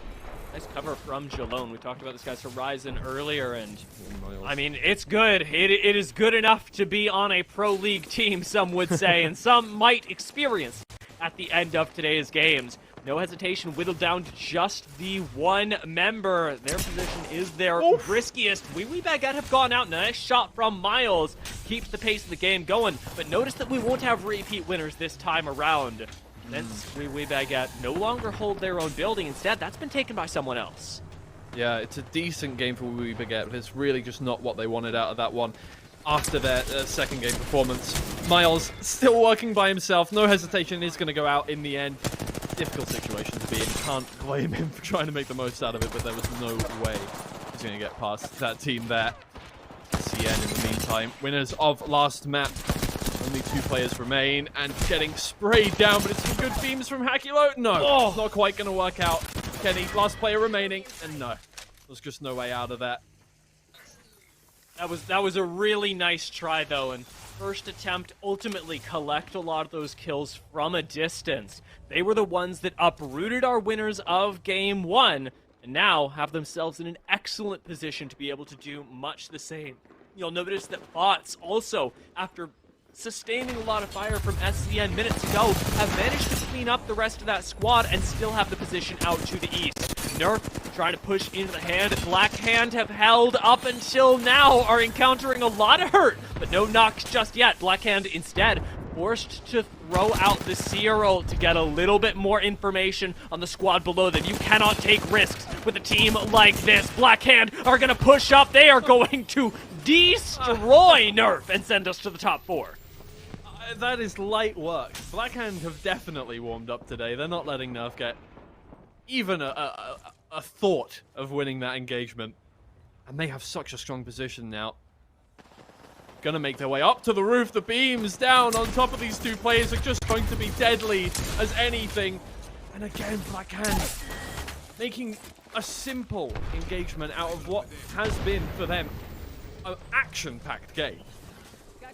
And we got 3 full squads left in this. Bots, Black Hand, and First Attempt. All of whom will be trying to play out here in the open. There is no cover. There is no Trident. There is just a Bangalore, apparently, who is sat there with the rest of Black Hand, and that may be the best cover you can possibly get. This is the move. Black Hand, they have taken the outside that nobody in their right mind would have been prioritizing, and they get to farm up the rest of the lobby with the thunder rolling in from above.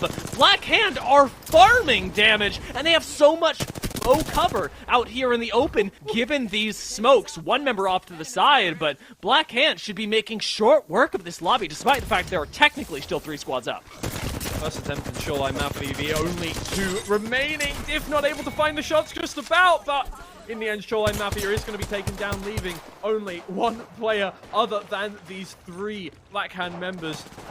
Just waiting. Source is right behind here. He's not really going to have a good time getting out of it. The beams are good. Black Hand, they take it away absolutely flawlessly. There was no chance anyone else was winning that map.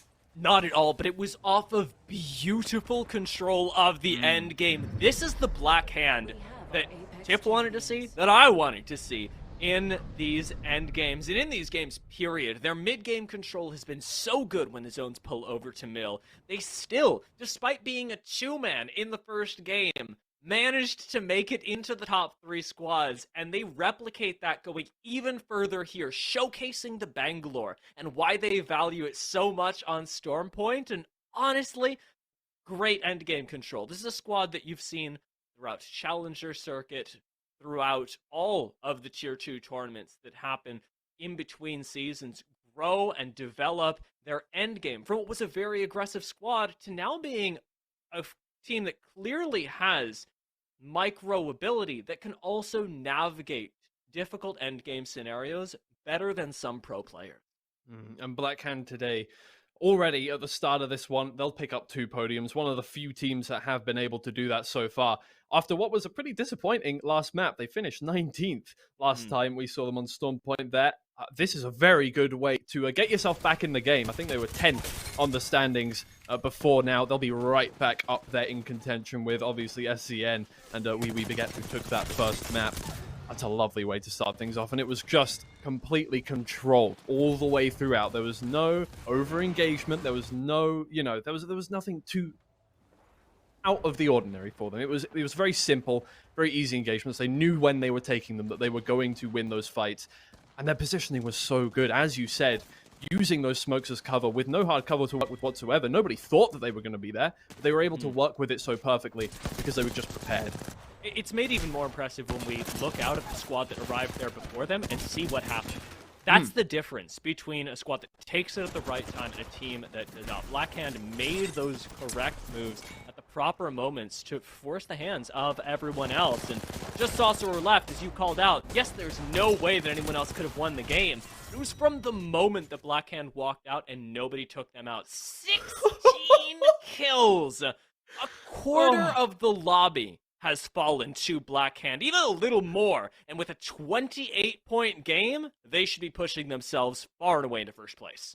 Yeah, you see down there, lock it in. That is so sad for a team that has had such a great early game, managing to get 6 kills, goes out 10th.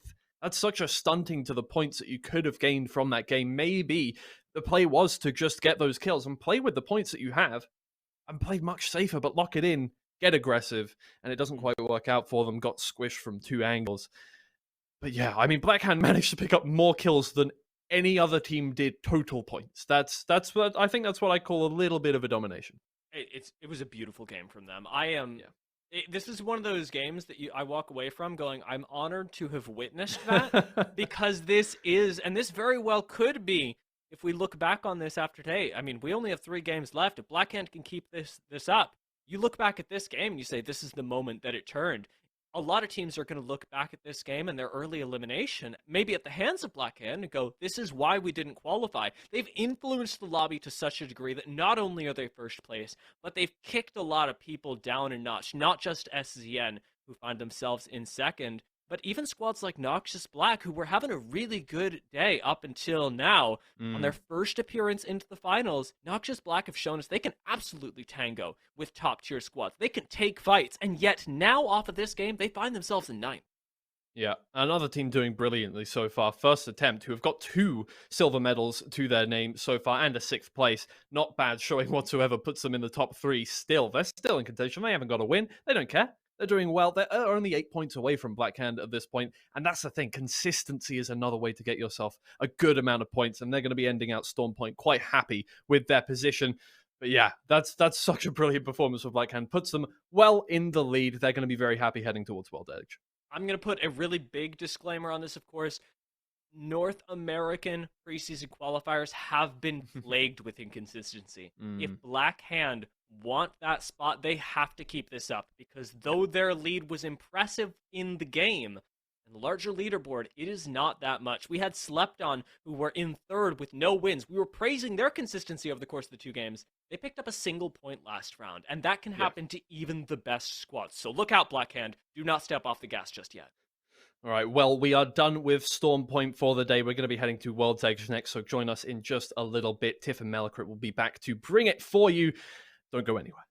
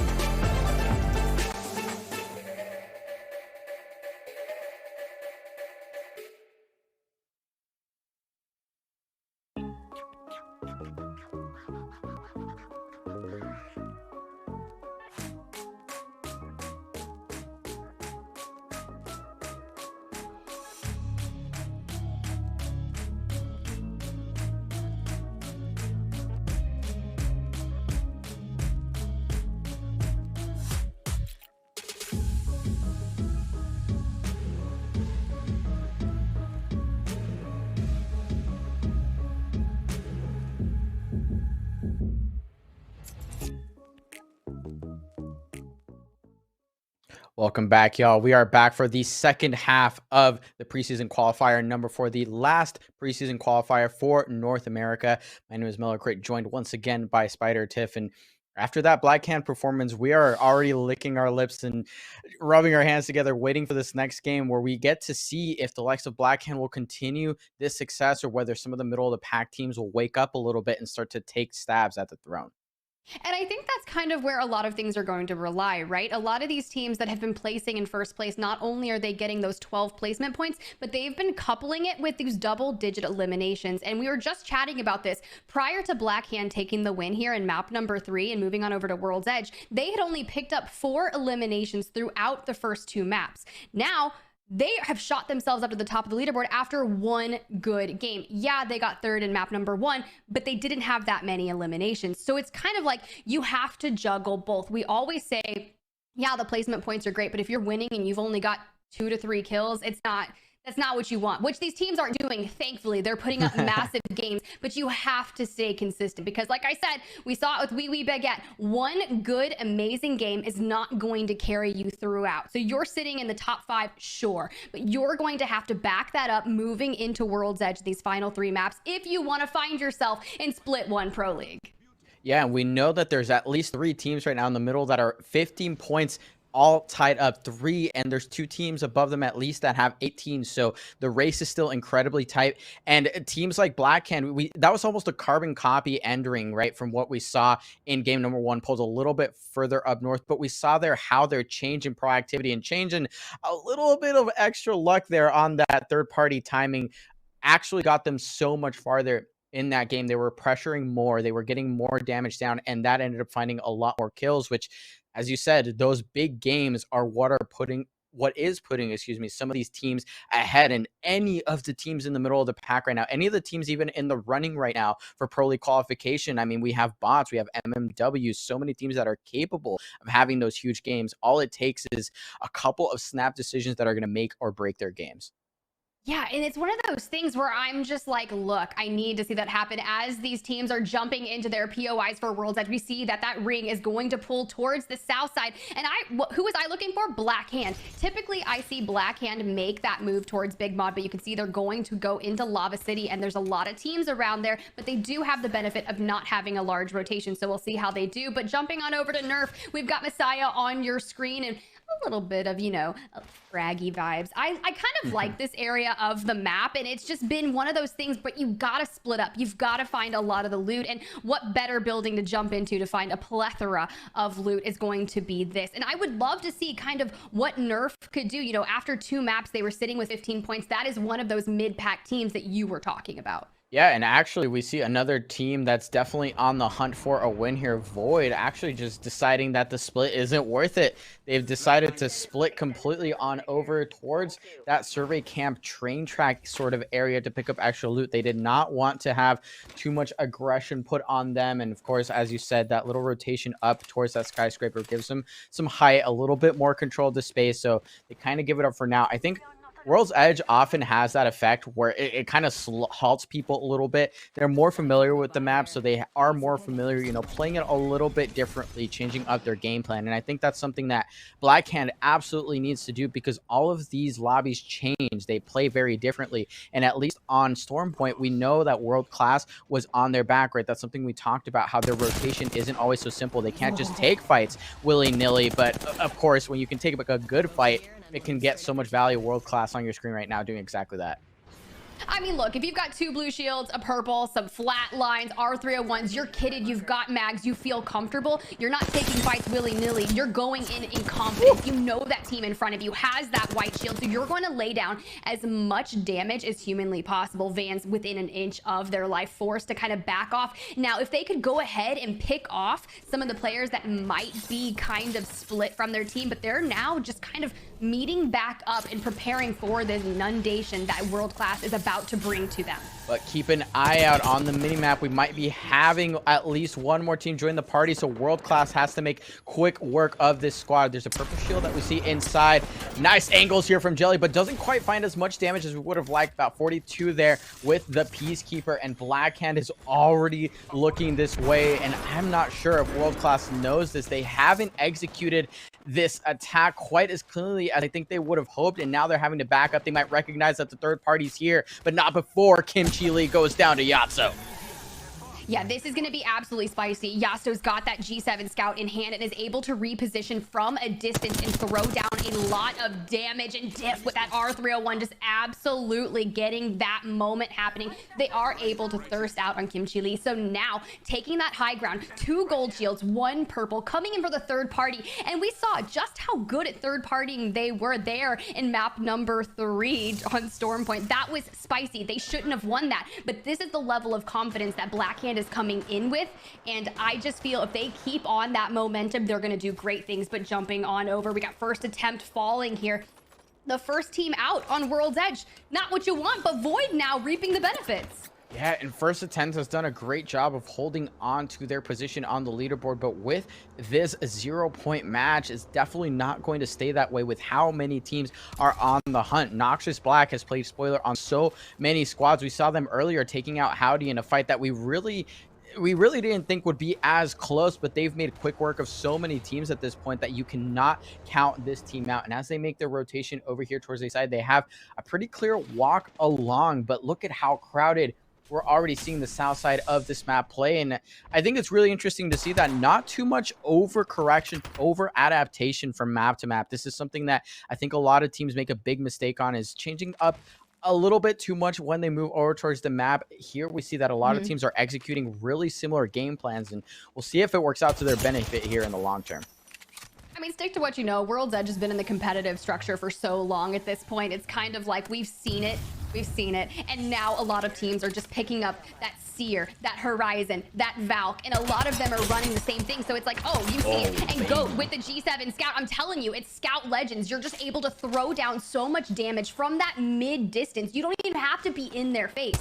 You just have a cheeky line of sight, and that's exactly what happens. That's going to be a knock on to turns, and now Slept On just going crazy. Yeah, right now Slept On is going to put Nerf to sleep from the looks of it. That's turns going down, and Nerf is eliminated so quickly by Slept On the edge. And Slept On now has a lot of control over this area, but there's plenty of teams that are more than happy to try and pressure them because we are all on the edge. Sky is being one of those teams, and they're actually opting for the Gibby, which is something we've been seeing less and less of recently, but it looks like Skies has continued to opt for this defensive character to maybe help them out a little bit with whatever game plan they're trying to execute. So far, it hasn't gone their way, but again, World's Edge, new map, new me, they might be making some big changes, some big adjustments, and see if they can find their way into this late game ring, that's pulling hard south right now. Oh, and SZN on your screen, Klain with that Iron Sight Wingman, able to connect for 71. Mr. Hikula is going to have to go ahead and shield up, but this is a little bit spicy. We have that Crypto, we have the Mad Maggie, and we have the Horizon. So no Valk, nothing. But you know what? If you are comfortable with this and you already know kind of what your future lies in for Pro League, have some fun. Go at it. Why not? Yeah, absolutely. And I mean, I think at this point, I don't know if it's limit testing so much or really just seeing what exactly they can get away with right now. But all things considered, I mean, their game plan hasn't changed all that much. We've talked about how they like to execute on the edge. It's very clean, very consistent. And right now, plenty of teams are doing a much worse job of that, we'll put it that way. Bots right now farming over towards the edge, and that's actually going to be a kill onto Retzi, or a knock at least, so the kill will likely follow suit here in a second. Bots, another team that's definitely on the prowl for those qualifying points. They're on the prowl for kills right now, and they have finished off Retzi. Can they polish off the rest of the squad? They're actually committing the ultimate. I don't know if you could call this overkill. They haven't found the kill quite yet, but this seems a little bit doomed. I mean, why not throw everything that you've got in your power onto this team? I mean, but if you look at it, bots are currently coming into this in 14th place.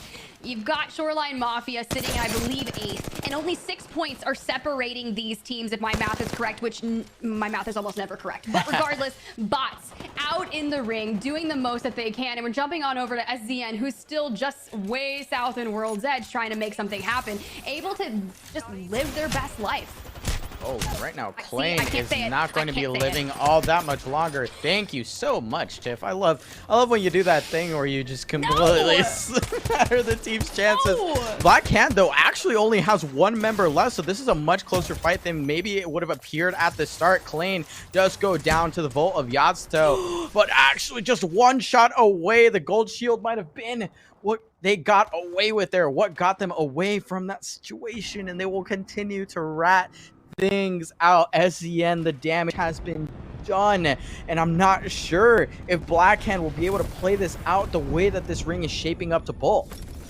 Look, I'm not going to say anything. We're on Skies right now, and your Wraith absolutely frying with that car right now, and that's going to be all they wrote from Dalton, and that's rather unfortunate, but Skies playing the high ground of this building. We see a lot of people kind of just very, very outskirts of the ring, and now 3 teams in this vicinity. You can see Paps and Co just pushing straight into the ring to try and regain some self. Maybe, actually, I like this play out of Skies. That's a really good play to do. I mean, if you're going to Valkyl, this would be the time to make it happen. And I mean, they know for a fact that they've opened up all of the space that they're flying over right now, almost guaranteed, because so many teams, they opt for getting that early rotation, right? They want to get in early. They want to have somewhere safe that they can hold. And Skies has spent so long near the edge doing work on multiple teams, pressuring teams, getting kills, getting knocks, that now they can feel a little bit safer walking over towards this outside edge. They might have one team to contend with, but overall, of all the Valkyrie ultimates that we get to watch in this tournament, that might have been one of the cleaner ones. I'm just like, you did it at the right time, right? We talk about this. It's like, if you're gonna Valkyl, you're gonna hit that skyward dive late game, you are coin flipping. You are not, like, you should not be relying on your Valkyls, but whatever, lock it in right now, locking it in, using that G7 scout, just laying down all the damage, finding that knock onto Sung, so that's gonna be Void just in front of them, and trying to play this bridge. I mean, look, they're doing everything that they want, but I mean, if you're gonna go double exhibit, why not just make it a little bit of chaotic here at the tree? Yeah, that was tragic, actually. Void was almost to their rotation. They almost hit it. They almost got to that tree side where the crafter is currently posted up, but one member just getting a little bit too split up, and suddenly this game plan has gone from very proactive to very defensive, and this is going to be one of the last opportunities for MMW to hit the go button. They know that there's so many squads already posted up looking their way. They're going to eat a little bit of damage, but the skyward dives are coming in, and these rotations are about to crash left and right, Viv. Oh no, if they're both going straight towards Lava Siphon, I just feel as if Void kind of cut it short. MMW is just sandwiched in between them, and Lock It In actually landing straight into Lava Siphon. So I like their positioning, right? If they're gonna hold just where that ring is pulling, but there's so many people. You see Overlook hitting that as well, and they're gonna be forced to drop into that kind of no-name area, dead center of all of these teams. So it's kind of like all of these teams just going to start collapsing on one another, just vying for any bit of real estate they can get. And SZN on your screen says, hey, real estate, we want it, we're aggressive, we're confident, and now just absolute chaos. Your Hakula's going to get completely decimated and lose their shield. And Kenny trying to make something happen, but it's not panning out for their favor. Now Klein coming and trying to clean it up, finds one knock. Kenny made mad, cleaned up very beautifully. That's how you got to do it. Now you're beginning. They even have that gold shield as a nice little victory from an earlier battle. Was that Black Hand, if I'm not mistaken? Not too shabby there from SZN, and we see the sort of the, I won't call it tried and true, but it isn't. But that combo there with the Crypto Ultimate slow on and the Maggie Ultimate just kind of blowing up that team. They did recover most of their shields, but then it just comes down to execution. It comes to a 3v3 that is very clean from the side of SZN, and this is why they're so confident on the edge. They are able to take out so many squads just like that. Sometimes the composition isn't what is carrying the players. The players are utilizing that composition as a puzzle piece in their bigger plan, and obviously they're better team fights like we saw there. Yeah, and I think that's something that people need to focus on, right? You need to have your macro on point, and the legend should just assist you at that point. Like, it doesn't matter who you play as long as you know to play them well and go right. Like, we don't need to rely on Valk, but I'm just going to direct. I'm going straight. We have MMW holding this beautiful area right here, which is kind of spicy, right? But at least you do have that charge rifle to be able to kind of pester all the teams in your nearby vicinity. Sure, that's going to give up your position. And anytime someone sees a charge rifle from above, they're just going to turtle up in whatever building they've got. And speaking of teams that are turtling, these teams were already quite ready to turtle, but seeing how the ring has pulled, suddenly they have to get aggressive. They have to clear this rotation. Wee Wee Baguette understands this, and they are on the prowl for this fight. They put down a little bit of damage to open things up, but now they are walking downhill. They're going to give up the height. They recognize how many other squads have made the same decision as them and are now being punished as the ring bounces up towards the northern end of ring number 3. So Wee Wee Baguette running for the hills, running for their life. They have a little bit of cover to work with, and they have the shield, but can they survive it? They're taking a little bit of time to shoot back. They have to put on the aggression. They cannot just turtle up and defend, because this ring will eventually come their way. They understand that, and they are doing everything they can to fight it out.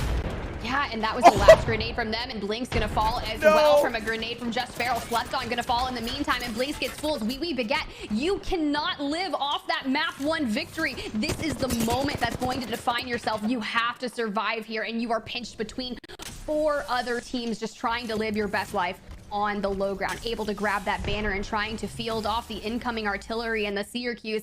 This is spicy, but it's do or die for them at this point. And it looks like the ring has spent a little bit too long at the bar, because we are going back on down and then back up again. So, in fact, there really is no clarity on where these teams have to play at this point. They just have to play their lives. They have to clear as much space as possible. But SZN, the staples here of clearing out space on the edge of ring, they're looking to maybe get a little bit involved. They're playing both sides of this mountain, because they know once all of the teams have been shoved out of their way, they have that agency to push forward. And of course, the crypto doesn't hurt here, because they can get information for free. They don't have to peek as far. They don't have to commit as much to looking forward. And now that they've done the damage on the outside, they might get one of the best buildings here for free. This is the building they cleared out earlier, if I'm not mistaken, and the fact that no one kind of moved in on it and it's still free is pretty much just all full sail ahead for SZN. This is going to be brilliant for them, because they have that. They can just walk into the next ring. So now things are going to start to get spicy over here at the edge of Lava Siphon, because there's about 3 teams here, and Lock It In does have a relatively nice space just outside of the ring. They're fully kitted out. They're still in a 3-man stack. They haven't lost any players yet, so going in towards that end game is still going to be healthy for them, but it's all about how they approach it. Oh, absolutely. It does come to that final approach as well, like landing a plane. They're going to have to find a way to land themselves in this next ring. And look at how little space is left to work with. That's actually viable. This is something critical, right? It's not just about getting in. It's about getting in and having cover from LOS. It's about having your character abilities ready to go in case you need to make a big play that requires a lot of commitment. And it looks like Skies might be committing to something here. At the very least, they have to deal the damage so that they don't get pressured for free. And look who's right on top of them. We have, I believe, Lock It In, and of course Void on the other side, also eating a lot of this damage. Meanwhile, Wee Wee Baguette going to fall now. 10 teams remaining here in the first map of World's Edge, and MMW just able to play these boxes. I feel like I'm having deja vu at this point, because it's not like I've seen them play boxes before, and it didn't pan out well the first time. But this point, they're just doing with whatever they've got now, throwing down so much damage with that R301 silent, able to really... But the thing is, you can't push into that off a shield crack, because you don't know what you're going into. Sure, you've got that seer for the information, and you're still throwing more damage down, but there's so many teams in this area. And at this point, if you've got nades, this would be the moment to chuck some arc stars in, but now we're going in, PK in hand. It's time for the aggression. Yeah, here is the time to do it. MMW finding that first knock onto B. Borton. That's going to be flesh damage coming out from the PK of MJ. They swing in. Void has been eliminated, but they lose one. A single casualty, and that might be what does them in.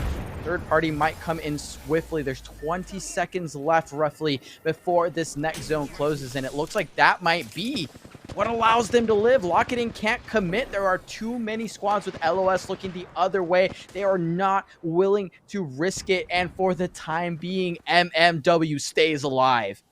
Bro, look at bots right now. Bots is living their best life, holding onto that trailer, just trying to avoid every single person. And now Sky is one of the only teams with a Gibby on that moment, throwing that defensive bombardment down and making a play to rotate into that open area and nestle themselves in. But they are one of the only teams that has the ability to throw a bubble down should they go under siege. But Bots is pulling just outside of that RV, and your Wraith playing a box, trying to deal as much damage as humanly possible, but getting tagged up from the back. It's going to be a little chaotic. They've forced the bubble.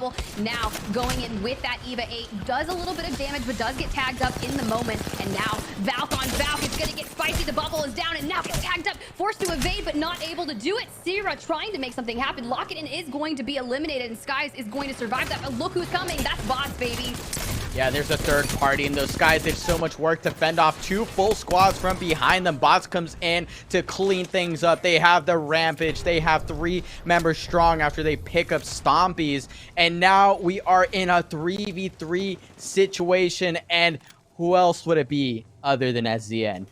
It is SZN and it is Bots. And right now, SZN is a 3-man stack, fully healthy with the high ground, and they are going to be just looking down over to Bots. This should be an easy cleanup for them if they play this correctly. In the R301, just need to get a good line of sight onto the Bots player, but they're going to hit the grab, lift, and go up. But that's okay because Mr. Hukula is going to hit as much damage as possible. Just play it safe, slow. This should go in favor of SCN. Yeah, SCN now with the push. They don't have, I think, the resources. Right as I say it, they do have that crypto ultimate, and they got the beams to match. Hack. Beautiful stuff there with the card. This is about as done and dusted as it could get. They're going to clean up the last of these kills, eliminate the last of the members of Bots, and SZN will take it once again. The first game of World's Edge going their way, and right now everything is looking their way. I mean, do you blame them? The way they just approached every single fight. They are so good at those 3v3 fights, even if they're coming in at a disadvantage. When we saw them move in on that team that was holding the building, the way they just threw the utilities at them, the nades, and then just came in and their gunny was on point. We kind of knew from there, they had that building for free on the wraparound, that things were looking the way. And as soon as the ring was pulling them, giving them that God spot that they just had to walk in, I mean, they shouldn't have lost that, and they didn't. So congrats. They're first back-to-back winners here tonight. Yeah, they had a great spot to hold when they cleared their back. They made sure that all of the teams on the south crashed into each other. Howdy was in the mix as well. That height can be really great, but it's really hard to hold when multiple teams are looking your way, and especially with how isolated some of the fights were actually up on the north side. There were teams like Skies who were doing so much work, right? Trying to maneuver multiple teams, trying to eliminate multiple squads like MMW that were on their backside. They knew that they had to do it, and Boss perfectly timed third party there, and that was really their last ditch effort because there was no chance they were going to go aggressive on SZN all around. Props to Skies for what they managed to do in this map, but in the end SZN does take it down. And this is the exact fight that I was talking about with SZN right now, just moving into this building, eliminating RC, and just going off. They were able to get the reset. They clear this building. They have it for later and just did everything right. And now you've got Void, you've got Bots. And I feel like Bots were kind of always in the mix here. And yeah, they got second, which was exactly what they needed, considering they came in 14th place.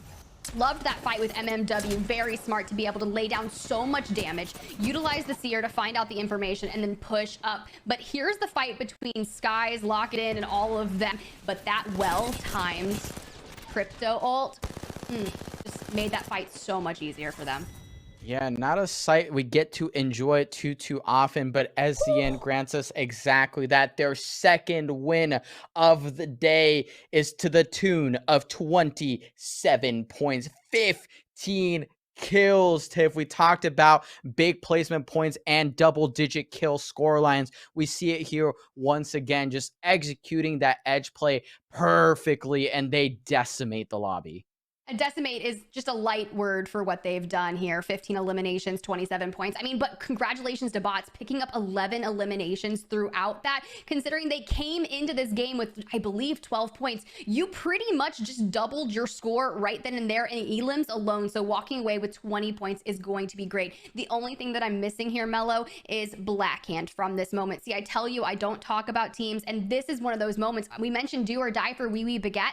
These last two games are going to dictate the fate of whether Blackhand is going to be able to make that Pro League split or if they're going to take on challengers. And right now, Klein walking away with 8 eliminations alone. But look at the damage. 2K for Mr. Hikula. Kenny taking 2K. Klein, that's all of SZN right there. The top 3 damage. And of course, 15 eliminations. Well, of course.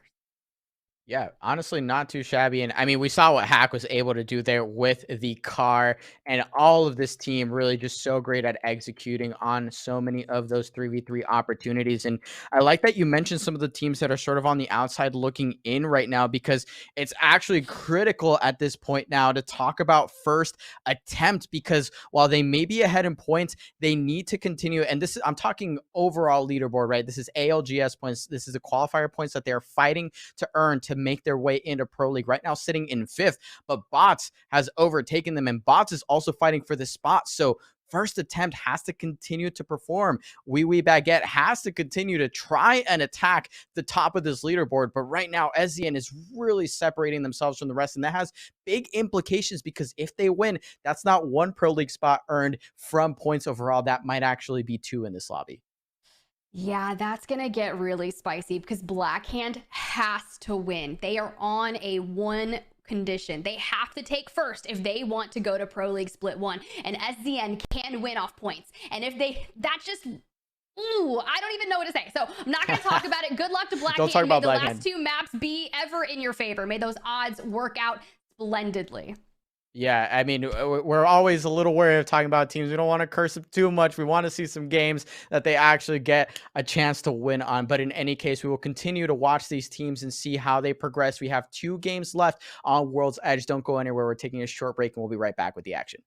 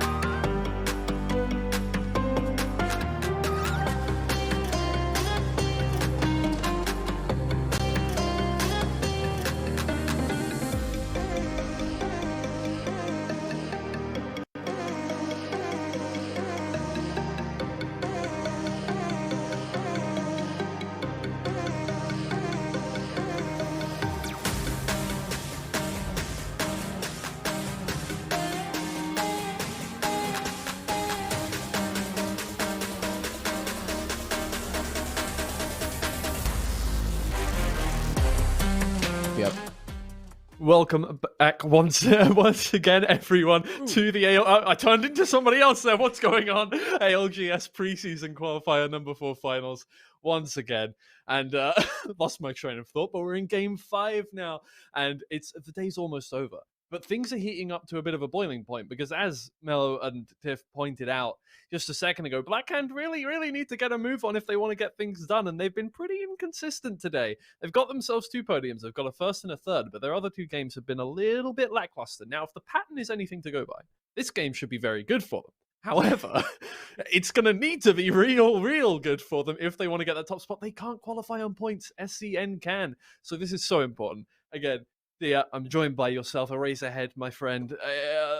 What are we looking at here? Because obviously Blackhand and SCN, 2 big teams coming into this one. Who else are we looking at? I think it's interesting because SZN as a first place team also isn't as bad news as a lot of people would think. A lot of people, I know I was talking in chat earlier, so hello everybody. I'm talking about what we were talking about now. But if SCN, who are already qualified off first, do end up getting first place and qualifying themselves through a win, it actually opens up spots for other teams who are playing just on the prayer that they have enough points to be able to make it into Pro League as well. Teams that very much deserve those spots and that have been absolutely working their butts off during this entire preseason. On the other hand, Blackhand would be an incredible story. It's a tier 2 team that a lot of people have had their eyes on for a really long time. We already know that bots have performed super well, and honestly, off of that last game, ended up making it up to all the way to 3rd when they were in 14th after we had finished that last game on Storm Point. So really impressive performances out of all of our top 3. Wee Wee Baguette, of course, honorable mention for the way that they've actually been able to keep pretty consistent. With so many teams vying for these first spots, though, I am going to keep my eyes on the way this SCN Blackhand fight works out, because even though they're not directly contesting each other, more often than not, their individual performances are shifting not just their own chances of making it to Pro League, but so many other teams' fates hang in the balance of how this top 2 fight works out. Yeah, I think the thing is as well with Blackhand is that they're a very aggressive team. We know this. That's why it's so flip-floppy a lot of the time, is if you really do risk yourself with those fights, yes, you can get those games where you get 16 kills and a first place and get yourself to the top of the leaderboard in one fell swoop. But you can also have games where you get knocked out in the first 5 teams and get like 2 kills, and then you're just right back down there. And that's the thing. Now they have to go for that. Again, they could have, after that 3rd round, kind of gone, okay, let's sit back a little bit. Let's get some safe points and stay at the top of this leaderboard. But no, but the thing is, now they're forced into it's a vicious cycle.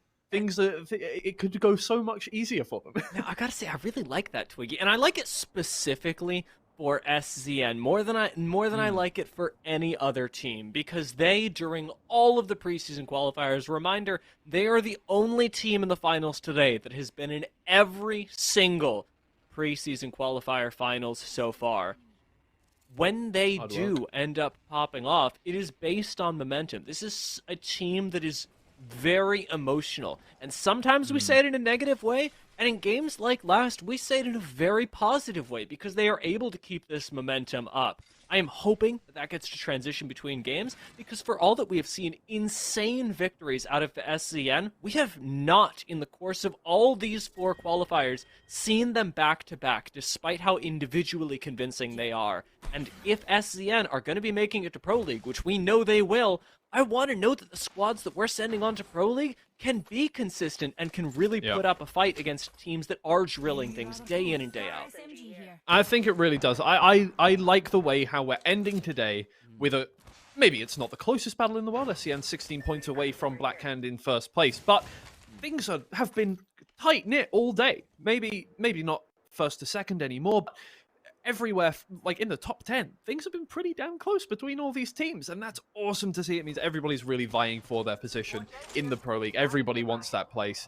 That's nice. It's not, one team isn't running away with it. We already know what's going to happen 3 games into the day. We call it at night. All good. You know what? Whatever. It's fine. This is proper. This is what we came for. It certainly is. SCN, Landing, and Fragment are also going to be exposing themselves to a little bit of risk on the way out. A lot of teams on rotation will avoid Fragment because it does take you into low ground. There's a lot of spots you can get caught out in. Because the zone's pulling us a little bit further down, to the southwestern side of the map, they're also going to have to go through chokes. Now, they will be their choice of it, and as we know, World's Edge, very drilled, especially for the members of SEN, but making your way down to Harvester, or even over through Landslide, does carry a lot of risk with it. All the teams that are landing in Fragment and beyond are going to have to choose which of these risks they end up taking. First attempt already playing a little risky, but it's more 50-50 than anything, as there's a third party incoming on this as well. Gonna be able to get one knockdown, might get traded out. Firing up into the air, but the shield is broken. Stunny takes him down, gets that trade for the team, but it's chaos, it's pandemonium. Team's running everywhere. Source manages to get himself inside. Medkit utilized, get yourself back up into that one, but both teams with one player knocked, and down goes enemy for good. Sunny able to get the finish. Red Sea gets involved. Shoreline Mafia looking to take away this fight pretty convincingly here. It was a nice start there for first attempt, but it's just really not worked out for them, and this is a team that really needs these points, so getting knocked out at the start of the game could be really, really disappointing for them. Careful, Retzi. Careful, Retzi. We've seen so many games where he's gone down first, but this time, Shoreline Mafia do clean wipe Noxious Black. And having taken out Enemigo earlier, they actually do end up putting themselves in a position where the reverse third party isn't really going to happen. Nice presence of mind from Enemigo there as well. You'll notice that when he knew there was a Ryzen coming down on top of him, he did as much damage as he could, not floundering around on the roof. It's that presence of mind does separate the wheat from the chaff in situations like those. We'll keep our eyes on the Pro League tenured players for those very same causes, for the fact that they can keep their heads on straight, really do the work when they absolutely need to. And maybe that'll be the difference for these squads. Nerf, for their part, with Messiah, the turret that they've had all day, really do need to make sure that they take good care of him, because as long as Nerf are backing up Messiah, things seem good. It is as soon as Messiah gets out a little too far, as soon as they lose control of this carry just a bit, things tend to go south for Nerf.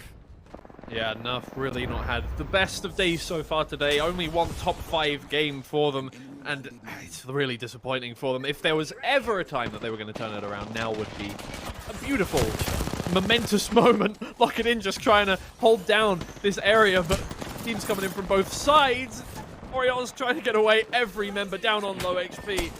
Oriole's the only player left. Lock it in, eliminated. That's just an unfortunate position. An understandable mistake as well, playing for high ground. They neglect a lot of the other aggressive angles the teams can take on them. This is a great capitalization by bots, however. Throwing out the Singularity really doubles down on it. That is beautifully placed, pulling everyone into line of sight. And Wee Baguette are winners of Game 1, eliminated in 18th place this time around, with the bots continuing to pick up momentum after having moved themselves up to 3rd place. Will that all stop now, as they are getting third-partied? They didn't take that much damage. Underdogs do a nice bit themselves, but can't seem to access the building. In they come with the Evas a-flying, and Stomps goes down. Arcstar to return, and there seems to be nothing that you can do on the inside with Eli. This still needing to push in. This could be the reverse card. Bots could take this. The damage is there, and they end up surviving a third party. That's unbelievable. Just a couple whiffs. That's all it takes. And you just give them an in back into the fight. No finishes whatsoever. They keep everybody alive. Oh my. Underdogs. Oh, that's so heartbreaking. It is, but I mean, imagine how good you feel as bots. You were 3rd place yeah. after last game. You've actually got a shot at being one of our top teams, and as is the case for as is not the case for so many teams, bots actually just needs to place well. They are one of those teams that is looking off of qualifier points alone. So keep our eyes on them and see how they do. Oh no, no. Did mention Nerf and their how things can go for them. It will surprise no one that Messiah ended up going down first, and then everyone else. So, as we talked about, that's game got away from them there. Damn Esports, another team eliminated there. They're already at the bottom of the leaderboard right now for today. Unfortunately, just going to compound their issues heading forward here. Sky's now getting into an engagement. Again, this is such a quicker start to the game.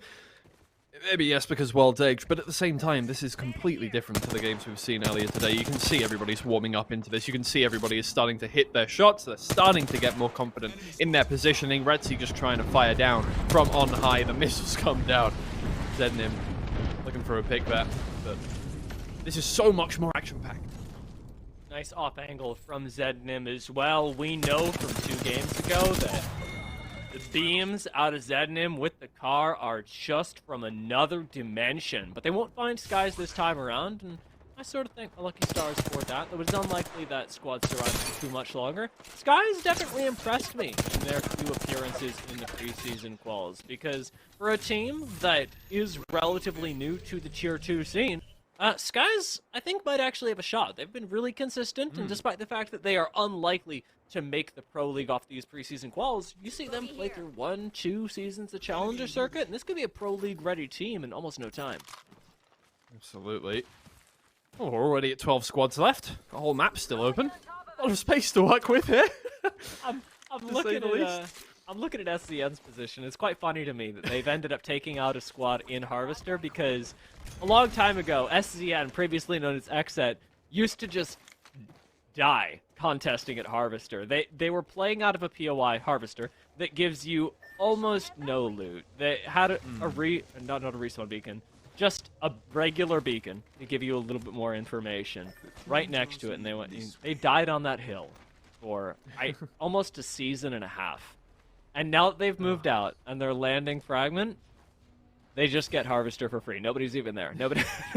they just walked in. They killed a squad that walked up to them, and now they're chilling. Poetry. And they're the only team in zone. Ah, poetry. It's just it's beautiful. It's all meant to be. You know, we're living the best timeline right now. It's true. I don't care who you support. We're living the best timeline. Yeah. And they're going to be hoping they're in the best timeline for them at the very least, because this is a very important map now. Oh my lord, go! Oh, down. Shoreline Mafia move in. Looking to finish this one off quickly. And it's looking pretty easy for them. Psycho down as well. Only 1 player remains. Shoreline Mafia have been ramping some really good aggression so far this game. Yeah, you can tell that, I mean, with all the experience this squad has, it is really paying off when we get to World's Edge, the map that everyone is the most practiced on. But yeah, their performances on Stormpoint are hurting them, and wow, that's hurting as well. Black Hand, the team in 2nd place right now, just lost a member. And it's Too Howdy, a squad that you definitely don't want to be ego challenging in the mid-game. Unlikely that they're able to get this banner back, as Cody gets some sweet loot from it, but it makes Black Hand's job all the more difficult, especially when we consider that SZN has already been picking up kills in this game, expanding the difference between these 2 squads. Yeah. And as Suzu moves in now, we're going to see a little more engagement. We've had a little time to chat. We've had a little quiet area. Maybe not so quiet for Black Hand. They're going to be kicking themselves a little bit. Maybe, oh, well, not kicking. They're Black Hand. Slapping, I guess, themselves. A little punching. Whatever the equivalent of kicking is with a hand. Things are... You just don't want to put yourself in that position, but they have to now. Because there's that 16-point gap. That beam is good. Howdy just trying to hold down the tunnel here. Garrett is going to move through. Out go the missiles. That's a bit of damage. Yeah. Quite a nice angle. It will still allow Black Hand to rotate around up top. Something that Howdy have barely any control of. It is just Cody up here. With the little bit of extra information that the Seer gives you, may be able to keep up the pressure, but Black Hand pushed into another dimension right up next to bots, and they end up losing Diffu as well. 2 men sounded bad to be able to catch up to SCN. 1 person makes this a whole heck of a lot harder, especially when that 1 person is a Bangalore. Yeah, it's never out of the question, but you really, really want to get good points this game. Otherwise, you're going to be in such an awkward position going into the last game. You never want to have to do something in the last game. That is not a nice place to be in. SCN have the privilege of, they don't even need to do anything whatsoever. They're pretty much through already on points. They don't need to worry. But that's nice, because there's no pressure on them. But they can gatekeep Black Hand. They absolutely can. You notice that Bots was knocked by a Kraber shot there. That is A little wild card that we now have in the lobby. Overlooked have that in their hands, and playing up on the height just off to the northeast of Thermal Station. They've also got a pretty nice spot to be able to farm up some kills. We know that bots won't have to move, but MMW are not in that same very comfortable boat. Instead, having to make their way all the way out of Thermal Station when they gambled on an ending that we know simply isn't going to happen. They unfortunately didn't have access to a beacon earlier, it seemed, and or chose to play for a little bit more loot, slower game, sure, safe, because, well, points really matter to a squad that can still qualify based on them. However, now they've exposed themselves to a lot of risk, needing to move up to the eastern side of the map with no cover and not the old height on the Valkyrie, so they cannot cover nearly as much space. A nice place for this game to end here for SCN. But it all depends on whether or not that zone moves in a little closer to Harvester, or whether they are going to have to drop from that location, because teams coming in from the west could capitalize off that if they get lucky.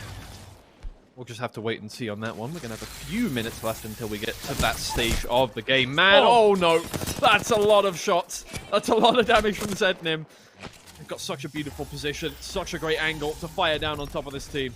If you think this position is good, I mean, so many times it gets even better. Shoreline Mafia get those next couple knocks. There's still one left, and now the res to come through. It doesn't seem like they're going to be capitalized on for having lost one, but farming up from the players that did have to enter this little ravine of doom. You've got a great spot for Shoreline Mafia, one where they've been able to accumulate even more kills. Even they, though, do need to start worrying about SZN. It is not just Black Hand that have to be worried about this contest. So many other squads rely on SZN not making it because they must make it to first place themselves. MMW trying to push this pace on the high ground, taken out Overlooked. Rather, 2-3 members of them now end up exposing themselves to that risk from Thermal and winning the fight. Unfortunately for them, they're just a little too much attention. Bots have rolled up on this as well. Oh, bots could do so well here with this. Just trying to jump down on top of these players. That's a good first one. MMW eliminated. Bots looking very happy into this round. Third place. The last time we saw them in the standings, they're going to be a little on that next time, and this is another one of the teams that really wants these points, so that is great for them. Could sneak up behind Black Hand, and even if SCN don't do too well in the rest of the games, and hey, if you support Black Hand, they haven't got many kills this game at least. They may have a beautiful position, but they don't have too many points in the bag right now, so hey. Yeah. If you support Black Hand, you also really got to start worrying about bots, though. That's, I think, their 6th kill this game. I just had the number in my head, and I'm sorry, guys, it's gone.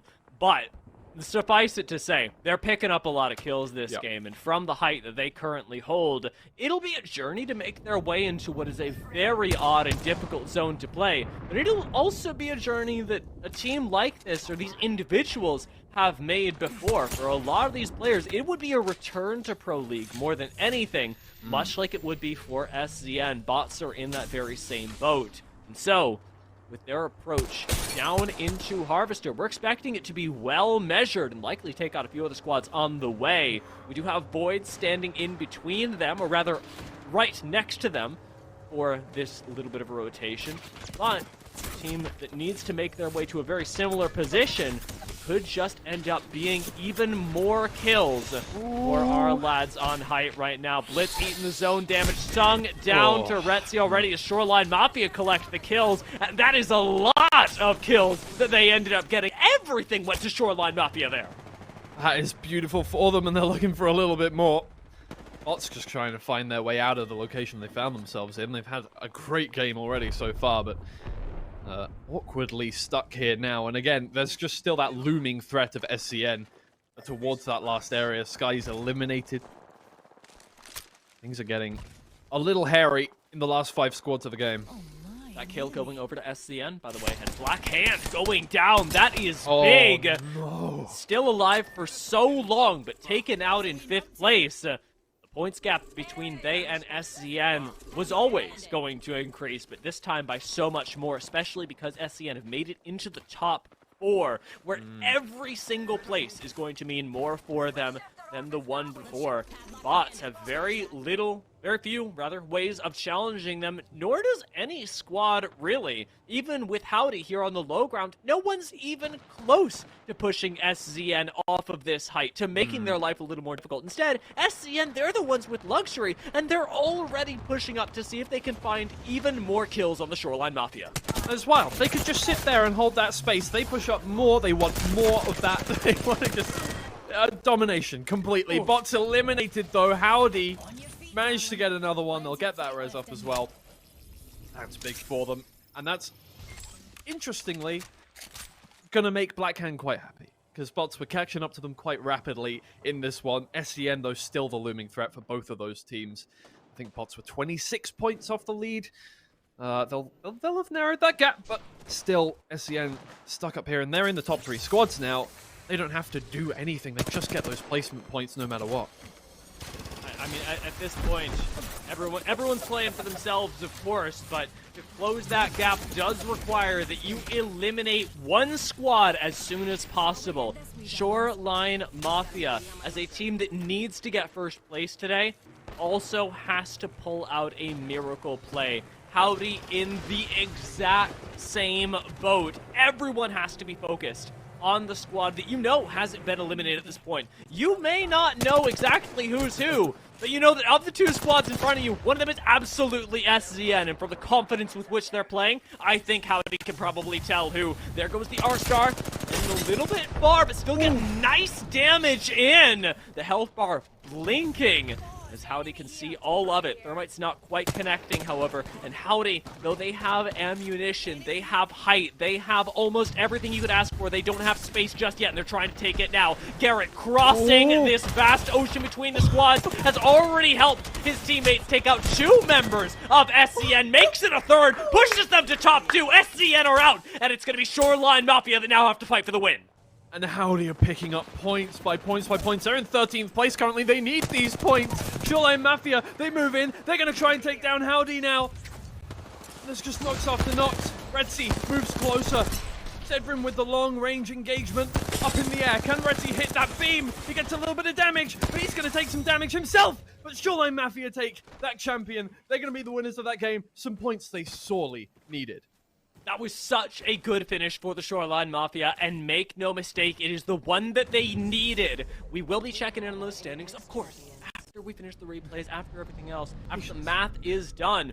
But I know that I am antsy, and that everyone at home is antsy to see a team that so many people are watching that is, as we called out at the start of the day, a fan favorite for sure, making a late entrance into the preseason qualifiers, finally finding themselves a win. Oh, what a game. That is just drama capitulated. This is going to be so close now between these top teams. You got bots who got involved. They were already 26 points away from the win. Hand didn't have a great game. They're going to be a little further away from that win now, so they're going to be probably 3rd at this point, maybe 4th even, after the points that Shoreline Mafia put through. Shoreline Mafia and Howdy both in the kind of mid-table at the moment. They need a lot of points to catch up to that top, but it's not out of the question whatsoever. We saw Blackhand drop, 16 kills and get that 12 earlier on, so for a grand total of 28 points. You get 2 games like that from any position, you could pretty much get up to the top spot. And the real difficulty for all these squads is shutting down SZN before it happens. We always talk about this when we enter the last couple games, but everyone knows where SZN lands, and especially in a preseason qual, everyone's asking themselves, why aren't people just landing on SCN to shut them down? And it's because it risks so much. But once we get into the mid-game, it is equally, if not more difficult, to actually find SCN and effectively shut them down. It just isn't an option, especially with anonymous mode on, as it has been for the past, I'm going to say, year and a half, maybe half a year. I lose track of time, but it does make things real difficult for squads that are trying to contest for that first place spot because they cannot effectively isolate their opponents. It has to come down to game sense, to quick rotations, and to being able to very quickly identify who your opponents are based on the way that they're fighting, based on sometimes even their skins, and that is so difficult when you're trying to survive against all of these other extraordinarily talented teams. You just can't commit the mental resources to doing things like this. Yeah, it's gonna be such a brilliant last game. I'm so sad that we're not gonna be the ones casting this final game because Charlotte 20, 32 points for them. That'll rocket them up to the top of the standings here, I'm sure.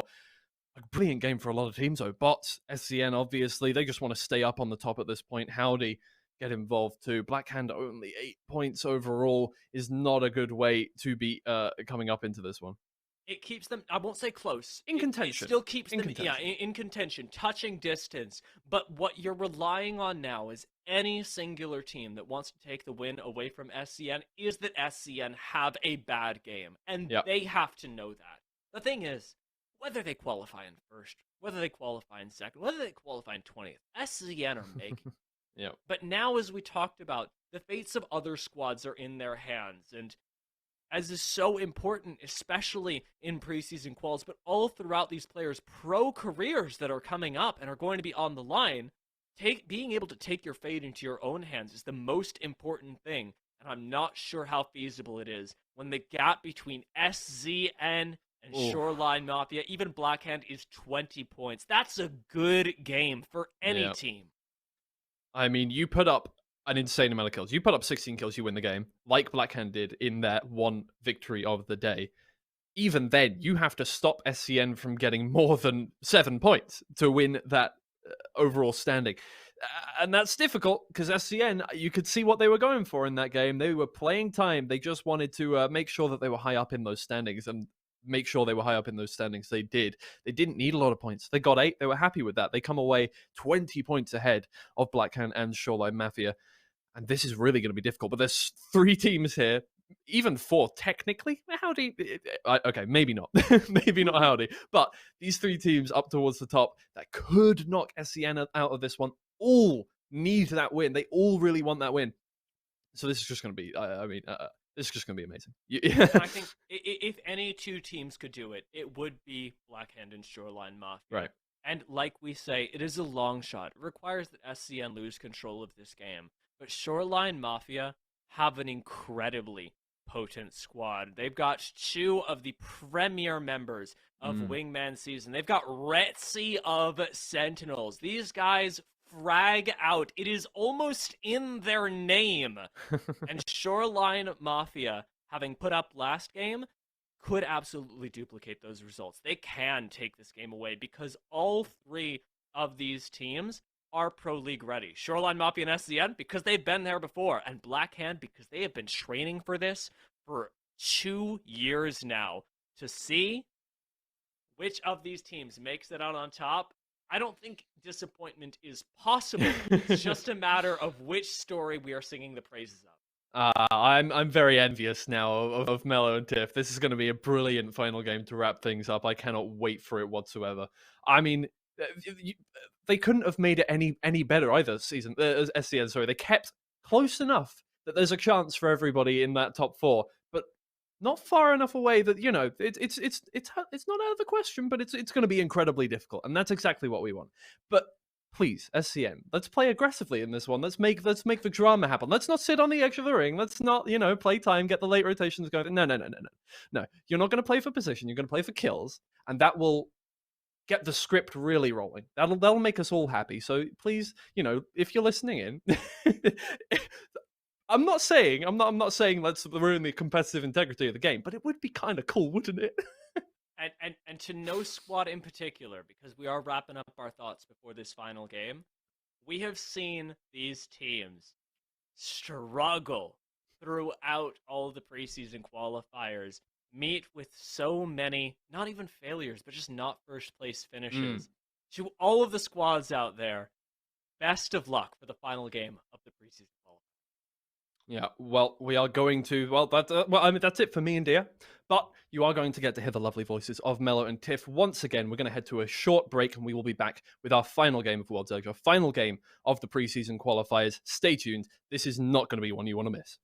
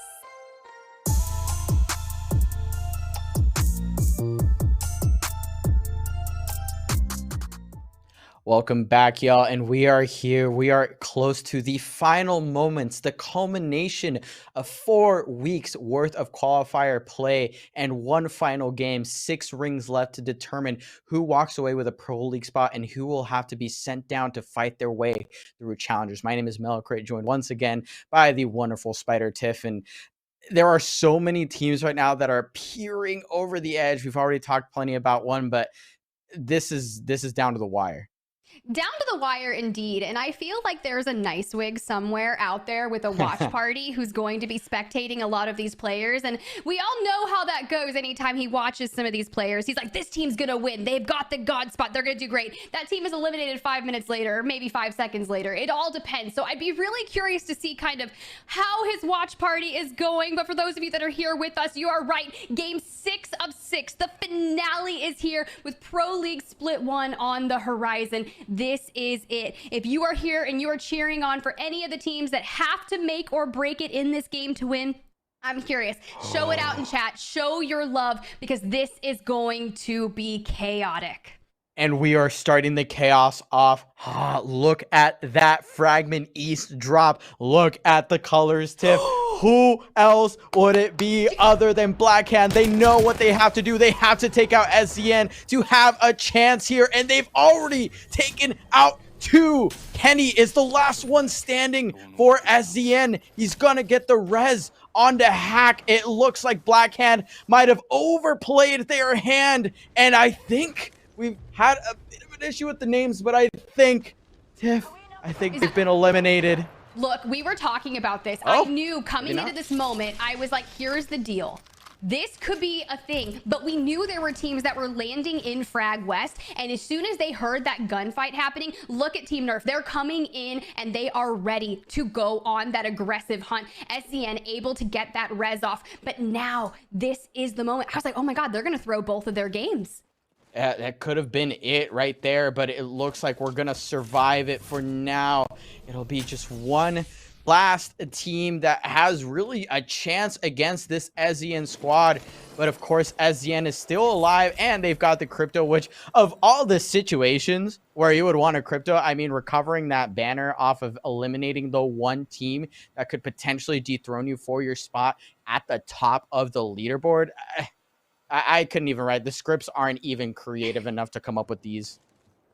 I mean, my heart, they knew what they had to do. They were 20 points down coming into this game, and SZN has been incredibly consistent. But look at Nerf pushing in, finding a knock and a full onto Kenny. And I mean, I'm kind of shaking, Mela. I wasn't expecting it. We were kind of like, oh yeah, that could happen, but that's not going to happen. They wouldn't do that. They're going to get thirded and inted insanely quickly. And now Nerf doing what they do best, just trying to live their best life. But I mean, they're sitting in 13th place coming into this. They don't really have anything to lose. They have to get as many elimination points. And even then they would have to score, I mean, 50 plus points here to take the dub.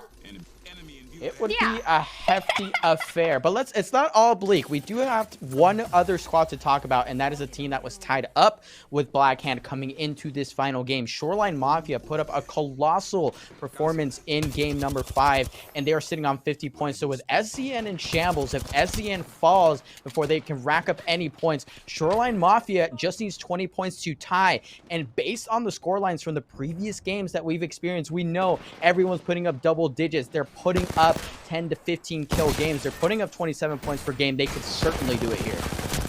Yeah, Akimbo going in with the charge rifle and the car SMG. We saw them upgrade that charge rifle for the Kraber last time, trying to find some success here. Loses some Nastic. Akimbo within 1 inch of their life, and Snoopy just kind of disengaging from that fight. And now 2 down. Watson, last man standing for this team, and just trying to disengage from that situation now. Not sure if they're going to be able to push back in. Did another team decide to int onto this area? It looks like it, and I mean, I'm not gonna lie, this is something that we're all too familiar with. The game 6 end of qualifier, really end of 4-week preseason qualifier. I mean, it's just how it goes down. People are more than happy to take fights at this point, but there's plenty of teams that are fighting for their spot still. Because keep in mind, if SZN actually makes it through, and right now all the shots coming through from B. Borton are making it through onto Snoopy, that's going to be overloaded overlooked ENT, excuse me, though they are certainly overloaded with pressure right now, are the ones on the losing side of this engagement for the time being. But again, another team that might certainly be looking to pick up kills and points on their way out. Oh my gosh, and Sung, charge rifle in hand, trying to throw down some damage as teams are falling left and right. I see Zed, I see Retzi going down in the elimination feed. This is going to be spicy. And one of those areas you see Skies coming in hot, trying to make something happen and throwing down so much damage. They are able to get the down and the full on to High Psycho. And this seems kind of like a victory lap, excuse me, and a bid farewell a little bit to some of these teams. So definitely have to shout out Skies right now, putting on the pressure, but eating a lot of it themselves. Skies, a team that has really shown up in these qualifiers, and you should certainly expect to see them grinding through that challenger circuit. Right now, they're trying to grind through their opponents, doing an okay job, but your doom is down to flesh. They're going to commit the bubble just to recover, have a little bit more defense. And I believe team 1 is SCN. I could be wrong here. Might wait for our good friend Dia to confirm that for us, but in fact, that could be SCN out somewhere around 15th place, so this opens up the board massively. Well, here's the deal. This is where it's going to be spicy. SZN's out. Shoreline Mafia is out as well. And Sky's just hanging on by the knockdown shield of the teammate outside in the ring. Does have that Phoenix kit available to utilize. Now, just going to be able to pop that. The question is, there are still so many teams in this area. And now just going to try to push in and maybe clean this up. Actually, they might be all right. Maybe they abandoned them. No, they're not. This little 1v1 right here. You can take it. You can win this. Knockdown, be knocked down. So much damage going out. The car, just push it and clean it up. You've got this. But taking so much damage, and they're both going to go out. Is there time still alive. for a med or a syringe? Ooh, that'll be a little bit close. But right now, we're going to pop over to MMW, who is currently taking a fight over north of Thermal, and they're dealing so much damage. Arcstars, everything is on fire. Zainu is on fire and is down on the ground with it. This is going to be a full push for MMW. They are looking for the kills that they absolutely need to continue climbing. Keep in mind, even if SZN ends up winning this, plenty of teams are still fighting for contention, and that might have actually opened up yet another spot. So MMW, bots, we've got, I mean, first attempt, we've got Nerf. They are all still fighting for every bit that they can get. Look, I mean, we are just getting started and we're already down to 10 teams. This is an absolute chaotic mess, resulting in Horizon fist punching people to just kind of seal the deal on that team elimination. And MMW on your screen. But let's go ahead and talk about where that ring is pulling. We're going to countdown, and all of the teams that are already kind of just setting themselves into that area. I see Void, I see Bots, we've got Bronzy in that squad, and just some teams coming in from the north, just clearing that out with the Skyhook in the back. But all the teams that are still chilling into frag, I'm expecting Nerf and Co to fight Wee Baguette very shortly. Wee Baguette has had quite the showing. They did have one big game, but like we hammered in so often, it's about consistency. It's about being able to perform up against the best of the best in these qualifiers. Not just one game, not just a couple games, but every single game. We've seen SZN do that pretty much throughout the entirety of these qualifiers. I mean, 2 second places in the finals of across 4 qualifiers, and then potentially taking down the last one just for, you know, just for the hell of it. Beautiful stuff here from so many of these teams, and I can't wait to see these teams move through the Pro League. But of course, a lot of other teams might still be just on the outside looking in and could do it here, Tiff. This is getting a little bit too tense for me, because the points are going to be a photo finish here. Photo finish indeed. And you know, I feel like Dia said it best. He was like, that was in the EMEA cast. That was a little bit earlier today. So congrats to all the teams from EMEA that will be advancing on to Pro League Split 1. But he was like, it is a spooky day. Yeah, it's Halloween. Spooky things are going to be happening. Curses are going to be happening. Just vibes all around. It's just been wild. So for the teams that are going to be making it out of this bloodbath, I mean, let's go. Bots on your screen right now. G7 Scout in hand as a typical moment. Just trying to lay down some poke fighting to the enemies in the distance. Able to get a shield crack on their Seer, but just kind of nestled up for now. A little calm after the chaotic storm of that beginning game.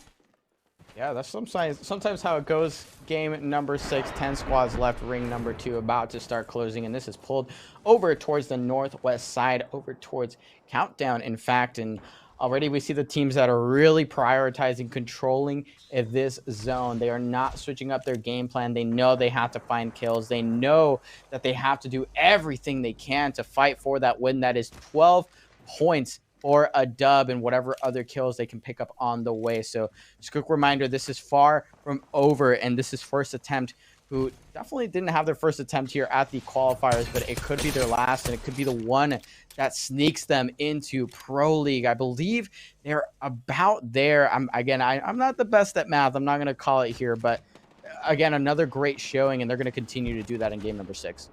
I mean, if you're going to do it, you go out in style, hit some nasty 30-30 shots, and just show just why you are the way you are. You're incredibly talented, but looks like right here, Blinks on screen, a little bit worse for wear in this situation, but I do love to see an Octane come out in the competitive scene. Why not have some fun? You've got the Bloodhound, but you're kind of gone at that point. And now just everyone trying to make their way into the ring. We've got Team Nerf just on the south side of your screen, trying to make a play in an engagement. And, you know, maybe, I was gonna say hit your shots just a little bit, but that Just tracking was kind of spicy. Tracking was tough.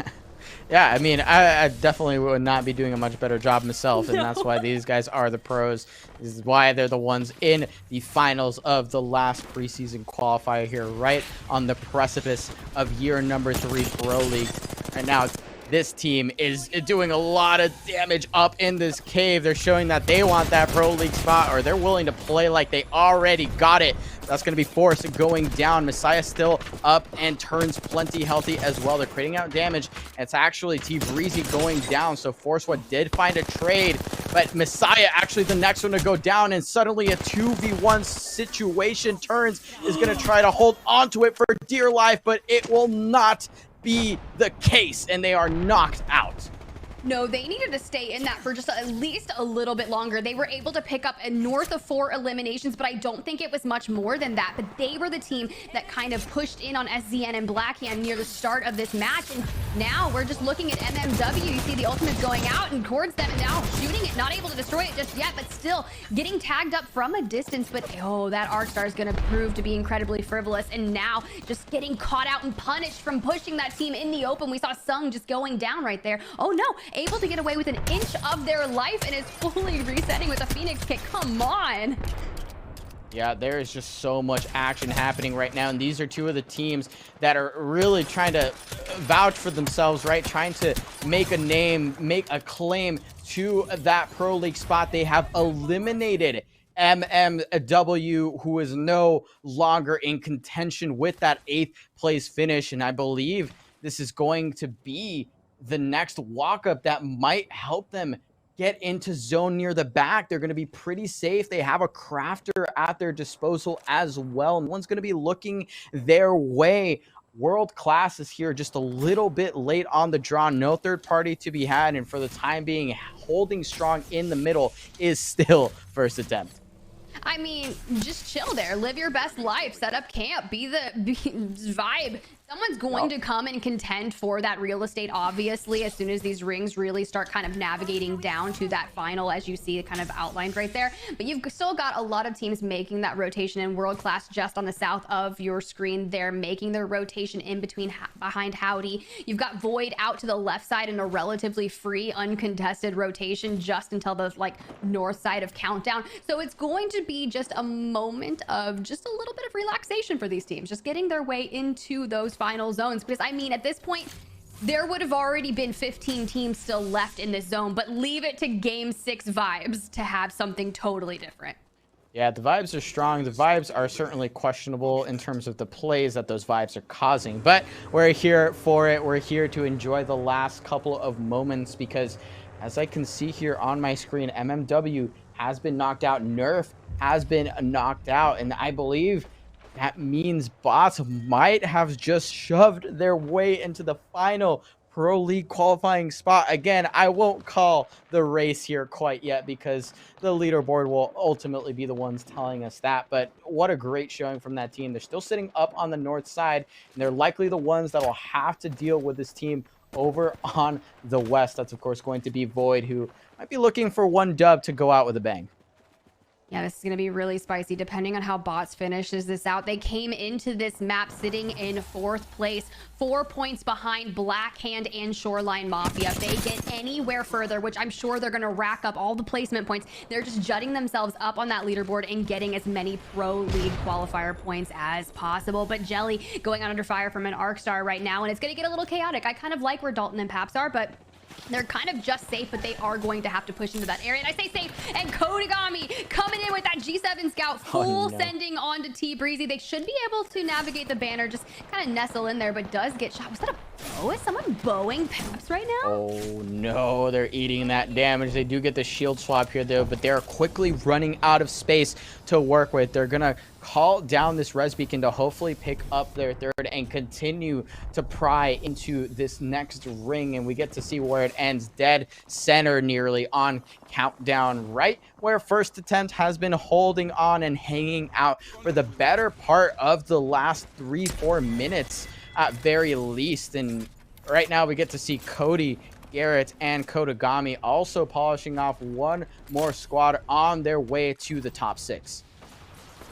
Team just gotta take it as it goes. Bots right now in a double exhibit fight on the north side of Countdown, and Void getting spicy. Kraber in hand with Blitz, trying to make something happen. Sung getting a lot of damage, but going in the Beast of the Hunt, throwing out those Arc Stars and just trying to finesse as much as they can. This is going to be the end of Bots. Oh my goodness. That is actually going to make things so interesting depending on how much they picked up there. They might have been just a couple of points short. I'm not exactly sure. I'm so nervous at this point. I don't want to call it for anyone. Let's just enjoy the last few moments that we have with these fantastic teams. Top 4 here, round 4 closing. The numbers match, which must mean it's a good game, right? That's how this works. And yeah, we'll get to see this end game play out in Countdown, pulling back over, in fact, towards Howdy. How many times are we going to have this talk where we're like, oh, we think the ring is going to pull here, and then it does a complete 180 and goes to the other side of the map. But Howdy is absolutely reveling in the fact that they get a little shred of that next circle. And I think if they play this incredibly smart, the issue is you've got Enemigo, Saucer, and Bronzy that have been holding this building down till the very end. And sure, they're going to be a little bit in the ring. Remember when I said, hey, someone is going to come for that real estate, and I think the time is near.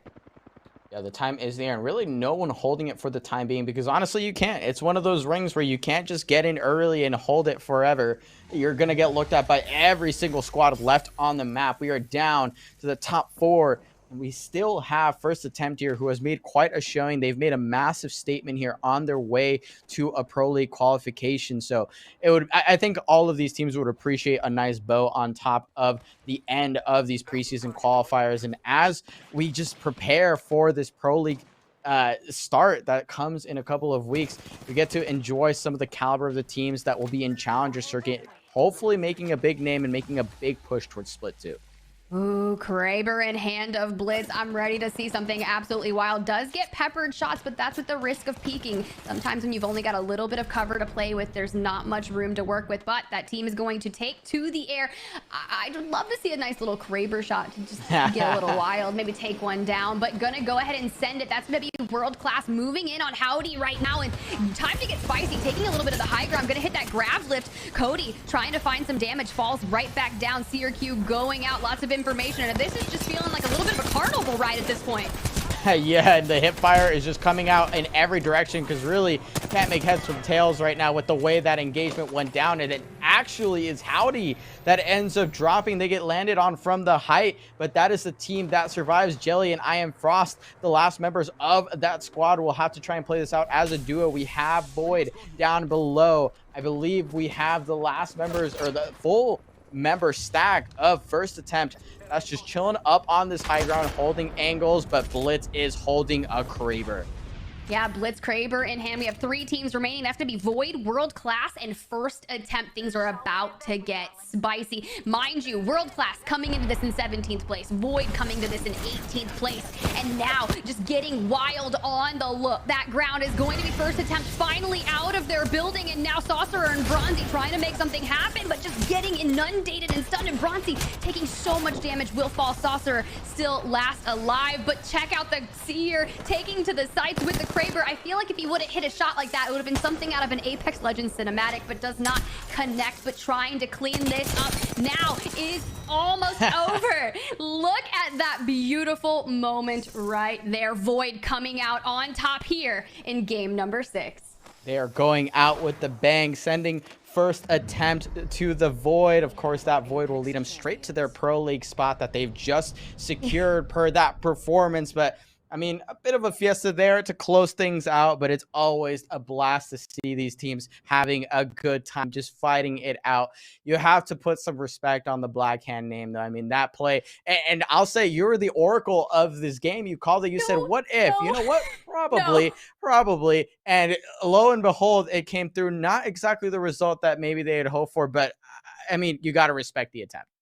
I mean, I was literally just saying that to Dia. I was like, Dia, I said that right before we went live with game number 6. I was like, look, I don't want to say it, but what if Blackhand does land on SZN? And you're like, no, there is going to be people in Frag West. Someone is going to int that immediately as soon as those shots start coming out. And it looked promising at first. And I respect everything that they were trying to do. I mean, they were 20 points down coming into map number 6. It was do or die for them. And I mean, if you're a Blackhand fan in chat, just stand up it right now. Just give them a clap. I'm sure they're going to frag out and do amazing in challengers, and this will not be the last we see of Blackhand. This is only the beginning.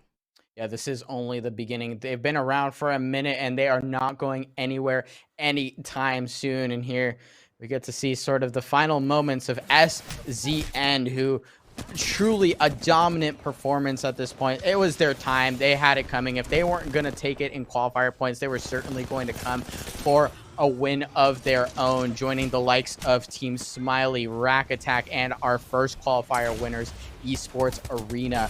Plenty of teams here. They had a lot at stake. There were plenty of opportunities for them to make their claim to that Pro League spot. They did everything they could. You see all of these fights, so much just aggression towards the end, trying to fight out every which way.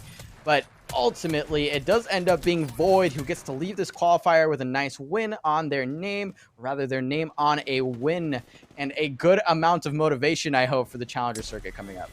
Oh, look at this from Howdy right there. They had such great positioning, unable to really seal the deal in game number 6, but Void just finding constant success in every engagement. And I respect the fly in here from World Class and taking high ground away from that team. That was the way to go. And then going straight in onto First Attempt, and First Attempt being so inundated with damage from that prior fight. Then Void setting all sights onto them. And it was just all downhill for First Attempt from there. But let's go ahead and take a look at the game 6 results on your screen.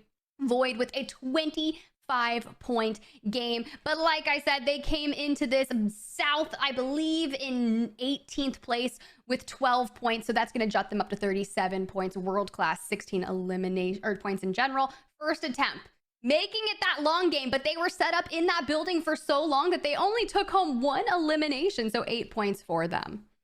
And yeah, we have to shout out some of the teams that right now are going to be part of our photo finish, because with the scoreboard we'll get to watch in a second, you'll get to see what has just occurred, what has just transpired. And that's the fact that SZN has won, which on paper is like, whatever. Yeah, they won. But that actually opened up a whole other floodgate of potential teams that have made their way into contention. SZN, round of applause for this team. They grinded through all 4 qualifiers, all 4 finals. They were sort of the staple name that we kept coming back to over and over again, just continuing to show that they belong with the best of the best. So you will be seeing them in Pro League. You will be seeing them along all of the big names that we know and love. But let's check out what kind of damage they did to the leaderboard, not because they're in first, but in fact, because so many of the other teams still had to try and grind for first place. And with SZN winning, that's kind of opened things up a little bit.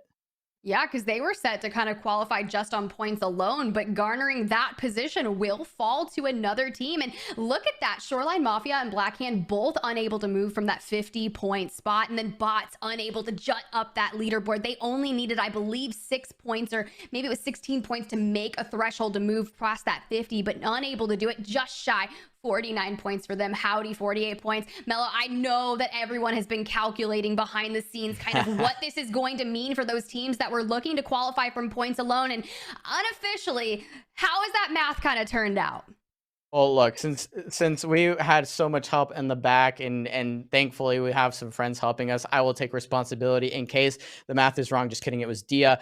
It looks like based solely on points, we will be seeing BR Demons, who had locked it in earlier yesterday, I believe, with the end of their semifinals performance. We have Slept On, who we knew is already locked in, and we get first attempt locking it in. They had to get better than 12, so they will be joining Pro League as well. And Bots, it's none other than Bots, who will be locking in that spot based on the Pro League qualification points. The preseason qualification points go their way. They perform just well enough. They beat out the other opponents that were scrapping for that spot, and they will also be joining Pro League. I feel, Mello, that's like a really great moment for you, considering after the first 2 maps, you were kind of like, Bots, right?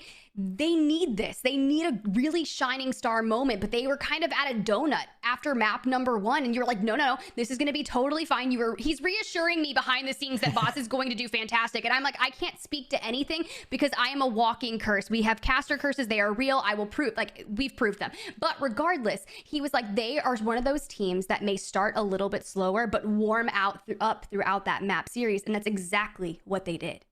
Yeah, and I'm really excited to see Stompies in the ranks of Pro League once again, and the way that they worked the map, the way that they maneuvered some of the really difficult situations. Again, maybe not the success they looked for in every single individual qualifier, but it's all about consistency. That's one thing that I hope, if anyone is walking away from this, it's consistency, being consistent, sticking to your game plan, executing your game plans, not worrying so much about what the lobby is doing around you, but how you're going to work that lobby for your benefit. That's what it comes down to. So congratulations again to all of the teams that have made it through this thing. Thank you so much, Spider Tiff, for joining me on the desk. It was an absolute pleasure. Thank you to Dia and Twiggy, who held down the other half of the games. Thank you to TorchProd for putting this guy together. Thank you to everyone, all of the TOs as well, because they have a massive amount of players to get through. And thank you everyone watching at home. Hopefully we'll catch you guys for the Challengers League, and you don't want to miss the start of Pro League.